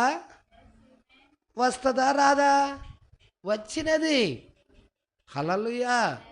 రాజ్య సువార్త మన దగ్గరకు వచ్చినది. ఈ రాజ్య సువార్త వచ్చింది కాబట్టి మనం స్వీకరించాం, మనం ఎత్తబాటులో వెళ్ళాం. తర్వాత రాజ్య సువార్త ఎవరి దగ్గరికి వెళ్తుంది? మనం కలిగి ఉన్న ఈ సువార్త యూదుల దగ్గరికి వెళ్తుంది. 2 ప్రవక్తల ద్వారాగా రాజ్యము యొక్క వర్తమానము ఇజ్రాయేలు స్వీకరించు సమయం అది. గుర్తుంచుకోండి, ఇజ్రాయేల్ ఒక దేశముగా ఉన్నది, దేవుని యొక్క సేవకుడు సేవ చేయు దేశము. హల్లెలూయా. ఇజ్రాయెలులోనికి తీసుకొని రాబడినప్పుడు చూస్తున్నారండి, అది ఒక దేశ వ్యవహారము. పట్టుకోండి, ఇజ్రాయేలు ఒక రాజ్యపు యుగము. దావీదు అక్కడ, దావీదు కుమారుడు సింహాసనంపై కూర్చుండును. ఆ కారణము చేతనే ఆ స్త్రీ కేక వేసెను, నీవు దావీదు కుమారుడవు. దావీదు కుమారుడు. అక్కడ ఆ స్త్రీ అందా దావీదు కుమారుడా అని. ఆయన తన యొక్క కుమారుణ్ణి పైకి లేపి ఆ కుమారుడు తన యొక్క సింహాసనమును గైకొనును అని దేవుడు దావీదునకు ప్రేరేపణ చేసెను. దేవుడు దావీదునికి ప్రేరేపణ చేస్తున్నాడు. ఎందుకంటే నిత్యమైన సింహాసనం. మరి నీ కుమారుడు మరి నిత్య సింహాసనం మీద కూర్చుంటాడు. ఎవరు ఆ కుమారుడు అంటే యేసుక్రీస్తు, దావీదు కుమారుడు ఆయన. అది నిత్య సింహాసనం. చూసారా, దానికి ఎటువంటి ముగింపు లేదు. సొలొమోను దానికి ఒక మాదిరి ఆలయంలో ఇచ్చెను. యేసు అక్కడ వారితో చెప్పెను, రాయి మీద రాయి కూడా విడిచిపెట్టబడదు. అయితే ఆయన ఇక్కడ వారికి చెప్పుటకు ప్రయత్నించుచున్నది ఏంటి? ఆయన తిరిగి వచ్చుచున్నాడు. Praise the Lord. ఆయన తిరిగి, నీవు ఎప్పుడు తిరిగి వచ్చుచున్నావు? నేను తిరిగి వచ్చు లోపల ఈ కార్యాలు సంభవించును. ఏ కార్యాలు? మరి అక్కడే వారు ఉన్నారు. ఇప్పుడు మనము ఆ శ్రమల కాలంలో ఉన్నాం. గుర్తుంచుకోండి, రాజ్యము భూమి మీద స్థాపించబడును. ఇప్పుడు ఇది మీకు కొద్దిగా ఆశ్చర్యము కలిగించవచ్చును. మరియు మీకు గనక ఒక ప్రశ్న ఉన్న ఎడల, మరి మీరు ఇప్పుడు కూడా నన్ను అడగొచ్చు. మీకు గనక ప్రశ్న ఉంటే దీనిని గురించి మీకు ఇంతకు ముందు తెలియని ఎడల దానిని మీరు నా యొద్ద నుండి అడిగి తెలుసుకొనవచ్చు. 1000 ఏండ్ల పాలన కాలములో ఇజ్రాయేలు ప్రజలు ఒక దేశముగా ఉండును. 12 గోత్రాలు కలిసి ఒక దేశముగా ఉండును. అర్థమవుతుందా?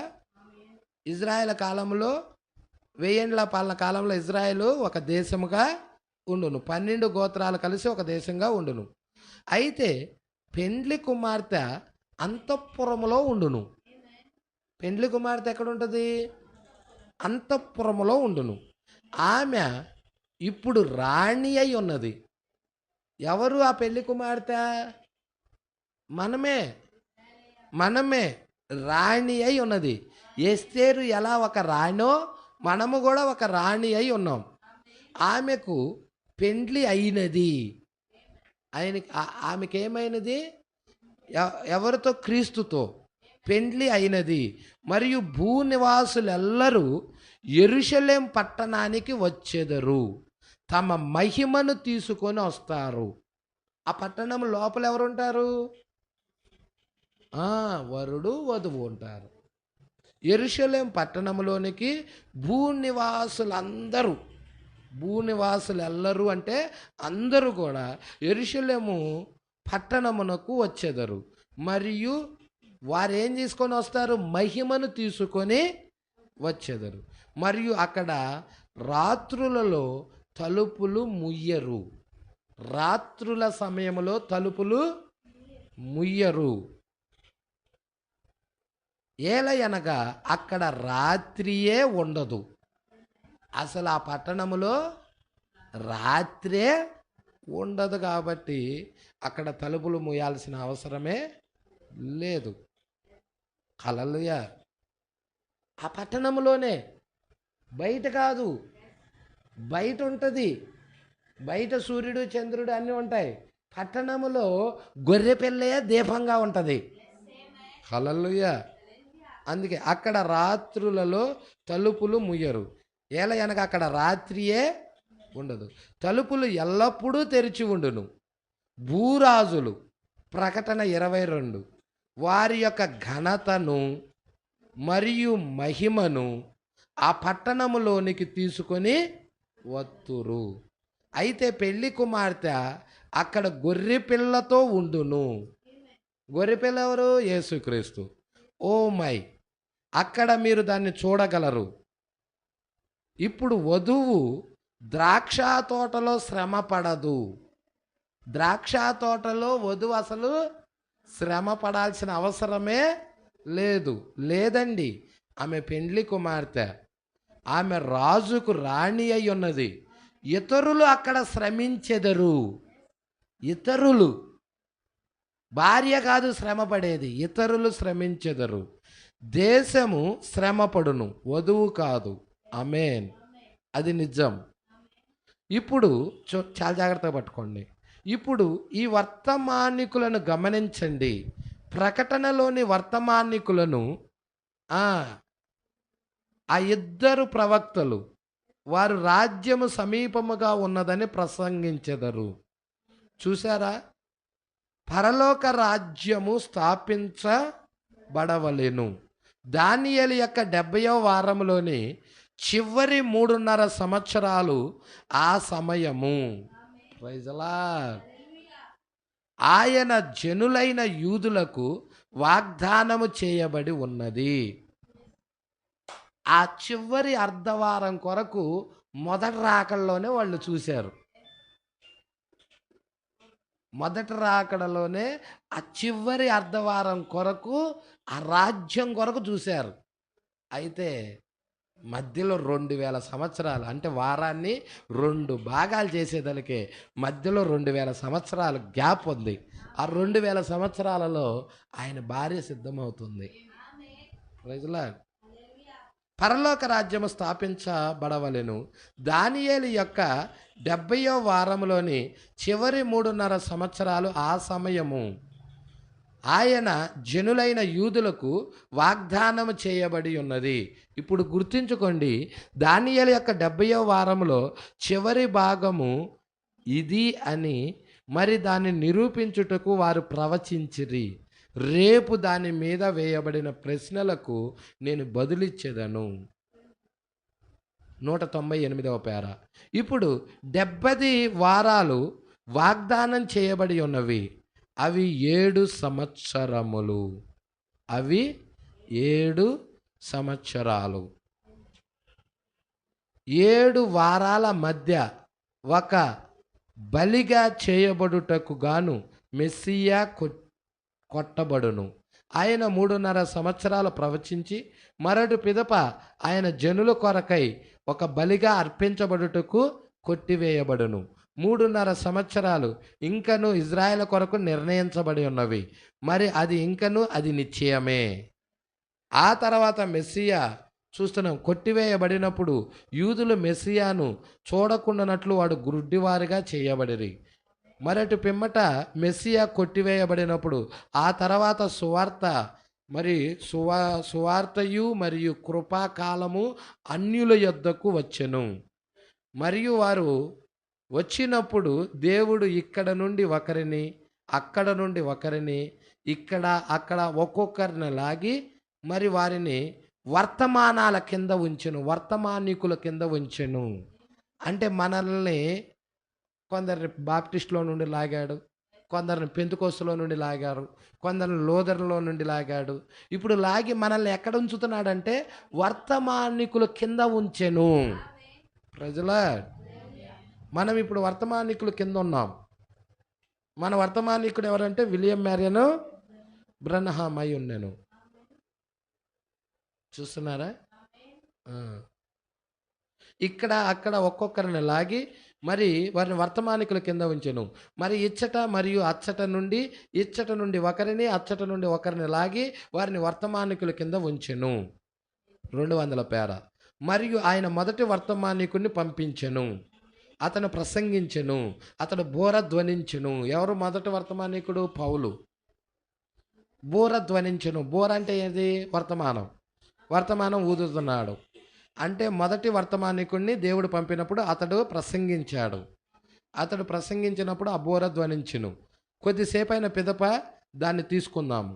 మరి బూర ఏం తీసుకొస్తుంది? యుద్ధాన్ని ప్రకటించుటను సూచించుచున్నది. బూర ఎప్పుడు కూడా యుద్ధాన్ని సూచించుచున్నది. ఇప్పుడు 7వ సంఘకాలపు దూత బోర ఊదినప్పుడు మతపరమైన యుద్ధం వచ్చినది. హల్లెలూయా. మొదటి సంఘకాలపు దూత బోర ఊదినప్పుడు మతపరమైన యుద్ధం వచ్చినది. హల్లెలూయా. అవునా, వచ్చిందా? మతపరమైన యుద్ధం. పట్టుకోండి, దేవుడికి మహిమ కలుగును గాక. బూర ఎల్లప్పుడూ యుద్ధమును సూచించును. మనం మాట్లాడుచున్న వేరే ఏ ఇతర వర్తమానికుల వలె లోదర వలె వర్తమానికుడు. ఆ సమయం వర్తమానికుడు ఒక దూత భూమిపైకి వచ్చును. అతడు ఏమి చేయును? అతడు వచ్చును, మరియు అతడు ముద్ర తెరవబడును. ఒక ముద్ర తెరవబడును, బయలుపడును. ఒక బూర ధ్వనించును, యుద్ధము ప్రకటించబడును. మరి వారు వెళ్ళిపోయెదరు. అటు పిదప వర్తమానికుడు చనిపోవును. అతను ఆ యుగమును ముద్రించును, ఈ గుంపును ముద్రించును. వారు లోపల ఉంచబడెదరు. దాన్ని నిరాకరించు వారిపై తెగుళ్ళు వచ్చును. హల్లెలూయా. పాత్రలు. తెగుళ్ళు అంటే ఏంటి? ఎవరికి పాత్రలు? అంగీకరించిన వాళ్ళకి కాదు, నిరాకరించిన వాళ్ళకి. బూర ధ్వనిస్తుంది. ఆ బూర ఎప్పుడైతే ఒక వర్తమానం బయలు వెళ్ళినదో ఆ వర్తమానము స్వీకరించే వారి గుంపు ఉన్నారు. ఆ వర్తమానం స్వీకరించి వారు ముద్రించబడతా ఉన్నారు పరిశుద్ధాత్మ చేత. ఆ వర్తమానం చేత ముద్రించబడిన తర్వాత ఏమవుతుందంటే వర్తమానికుడు చనిపోతున్నాడు, నిద్రిస్తున్నాడు. తర్వాత వీరందరూ కూడా, ఆ గుంపు వారందరూ కూడా ముద్రించబడతా ఉన్నారు. వారు లోపల ఉంచబడుతున్నారు పరిశుద్ధాత్మతో. ఇక నిరాకరించే వారి మీదకి తెగుళ్ళు వస్తూ ఉంది. ఒక సంఘకాలము, ఒక ముద్ర, ఒక సంఘకాలము, ఒక బూర, ఒక తెగులు, పాత్ర, ఇవన్నీ కలిసి వస్తున్నాయి. నెక్స్ట్ వారం 201వ పేరా నుండి మనం చూసుకుందాం. చాలా అద్భుతమైన విషయాలు మీరు పట్టుకోండి. ఫస్ట్ ముద్ర తెరవబడాలి. ఎందుకంటే సంఘకాలానికి వర్తమానం ఇవ్వాలంటే ముద్ర తెరవబడితేనే ఆ ముద్రలో ఉన్న విషయాన్ని సంఘకాలపు దూత వచ్చి ఆ ముద్రలో ఉన్న విషయాన్ని తీసుకొని ఆ సంఘకాలానికి వెళ్ళి అక్కడ బోధిస్తాడు. అంటే బోర ఊదుతాడు. అంటే అక్కడ ఏమైంది? ముద్ర ముందు, తర్వాత సంఘకాలం తెరవబడుతుంది, బూర ఊదబడుతుంది. ఆ తర్వాత ఆ యొక్క బూర ఎప్పుడైతే ఊదబడినదో ఆ యొక్క బూర కింద ముద్రించబడతా ఉన్నారు. అంగీకరించిన వాళ్ళందరూ పరిశుద్ధాత్మ చేత ముద్రించబడతా ఉన్నారు. ఇక వాళ్ళని తాత్కాలికమైన నిద్రలోకి తీసుకొని వెళ్ళిపోతున్నాడు. వాళ్ళు నిద్రపుచ్చబడుతున్నారు. తర్వాత ఏమవుతుందంటే నిరాకరించిన వాళ్ళ మీద పాత్రలు అంటే తెగుళ్ళు కుమ్మరించబడుతున్నాయి. ఇవి మనం చూసుకుంటా రావాలి. అందుకే ఒకదానికొకటి లింక్ అయి ఉన్నది. ఈ లింక్ అంతా మనం పట్టుకుంటే మనకి ఈజీగా గ్రంథం అర్థమవుతుంది. కాబట్టి నెక్స్ట్ వారం 201వ పేరా నుండి మీరు చదివి రండి. ఎందుకంటే మీరు చదవకుండా వస్తే అర్థం కావు. మీరు ఇక్కడ చాలా లోతైన విషయాలు ఉన్నాయి. ఈ లోతైన విషయాలన్నీ కూడా మీరు చదివి రండి. మీరు మరి నెక్స్ట్ వారం 200 నుండి దేవుడి చిత్తమైతే 250వ పేరా దాకా చదవండి. 250వ పేరా, 201 నుండి 250వ పేరా దాకా 50 పేరాలు చదివి రండి. నెక్స్ట్ వారానికి చాలా విషయాలు మీరు గ్రహిస్తారు. చదవకుండా మీరు రావద్దు, చదివి రండి. ఏదో ఒక టైంలో చదవండి. వారం రోజుల గ్యాప్ ఉంది. ఈ వారం రోజుల గ్యాప్లో మీరు 200 పేరా నుండి 6వ ముద్ర 201వ పేరా నుండి 250వ పేరా, 50 పేరాలు ఈ 6 రోజుల్లో. మళ్ళీ నెక్స్ట్ వారం మనం ముద్రలు ధ్యానం చేసేది. ఈ 6 రోజుల్లో మీరు కంప్లీట్గా చదివి వచ్చినట్లయితే వాటిలో ఉన్న విషయాలు సేవకుడు మరలా మీకు బోధిస్తున్నప్పుడు ఒక అవగాహన మీకు వస్తుంది. మీరు చదివి రావాలి. చదవకుండా ఫస్ట్ టైం మీరు వింటున్నారనుకోండి, అట్ ద టైం మీరు వింటున్నప్పుడు చాలా విషయాలు మీకు బుర్రకెక్కవు. గ్రహించలేరు. మీ తల్ల మీద నుండి వెళ్ళిపోతాయి. అవన్నీ మీకు ఒక గందరగోళంగా ఉంటాయి. మీరు దాన్ని చదివారనుకోండి, మీకు దానిలో కొంత కాకపోయినా కొంత విషయమైన పట్టుకోగలరు. ఆ విధముగా దైవ ప్రత్యక్షతలో మనము ప్రత్యక్షతలో ఎదిగే కొద్దీ, విశ్వాసములో ఎదిగే కొద్దీ మనము నింపబడతా ఉంటాం ప్రత్యక్షతతో. విశ్వాసములో ఎదగకుండా ఒక్క టైంలోనే నింపబడాలా కాదు. క్రమేణా క్రమేణా క్రమేణా పిల్లాడు ఎలా ఎదుగుతున్నాడో, బాలుడు ఎలా ఎదుగుతున్నాడో అలాగా మనము కూడా దేవుని వాక్యము యొక్క విశ్వాసము యొక్క ప్రత్యక్షతలో మనము ఎదిగే కొద్దీ, ఆ ప్రత్యక్షత విశ్వాసములో ఎదిగే కొద్దీ ప్రత్యక్షతతో నింపబడతా వస్తూ ఉంటాం, పోయబడతా ఉంటాం. కాబట్టి గమనించాలని ప్రభు పేరట కోరుచున్నాను. మరి ఎక్కువగా ధ్యానం చేయండి, టేప్స్ వినండి, ముద్రలు మస్ట్ అండ్ షుడ్. మరి ప్రతిరోజు ముద్రలు ఏదో ఒక భాగాన్ని ఒక్క అరగంటైనా చదవండి, టేబైనా వినండి, వింటా ఉండండి.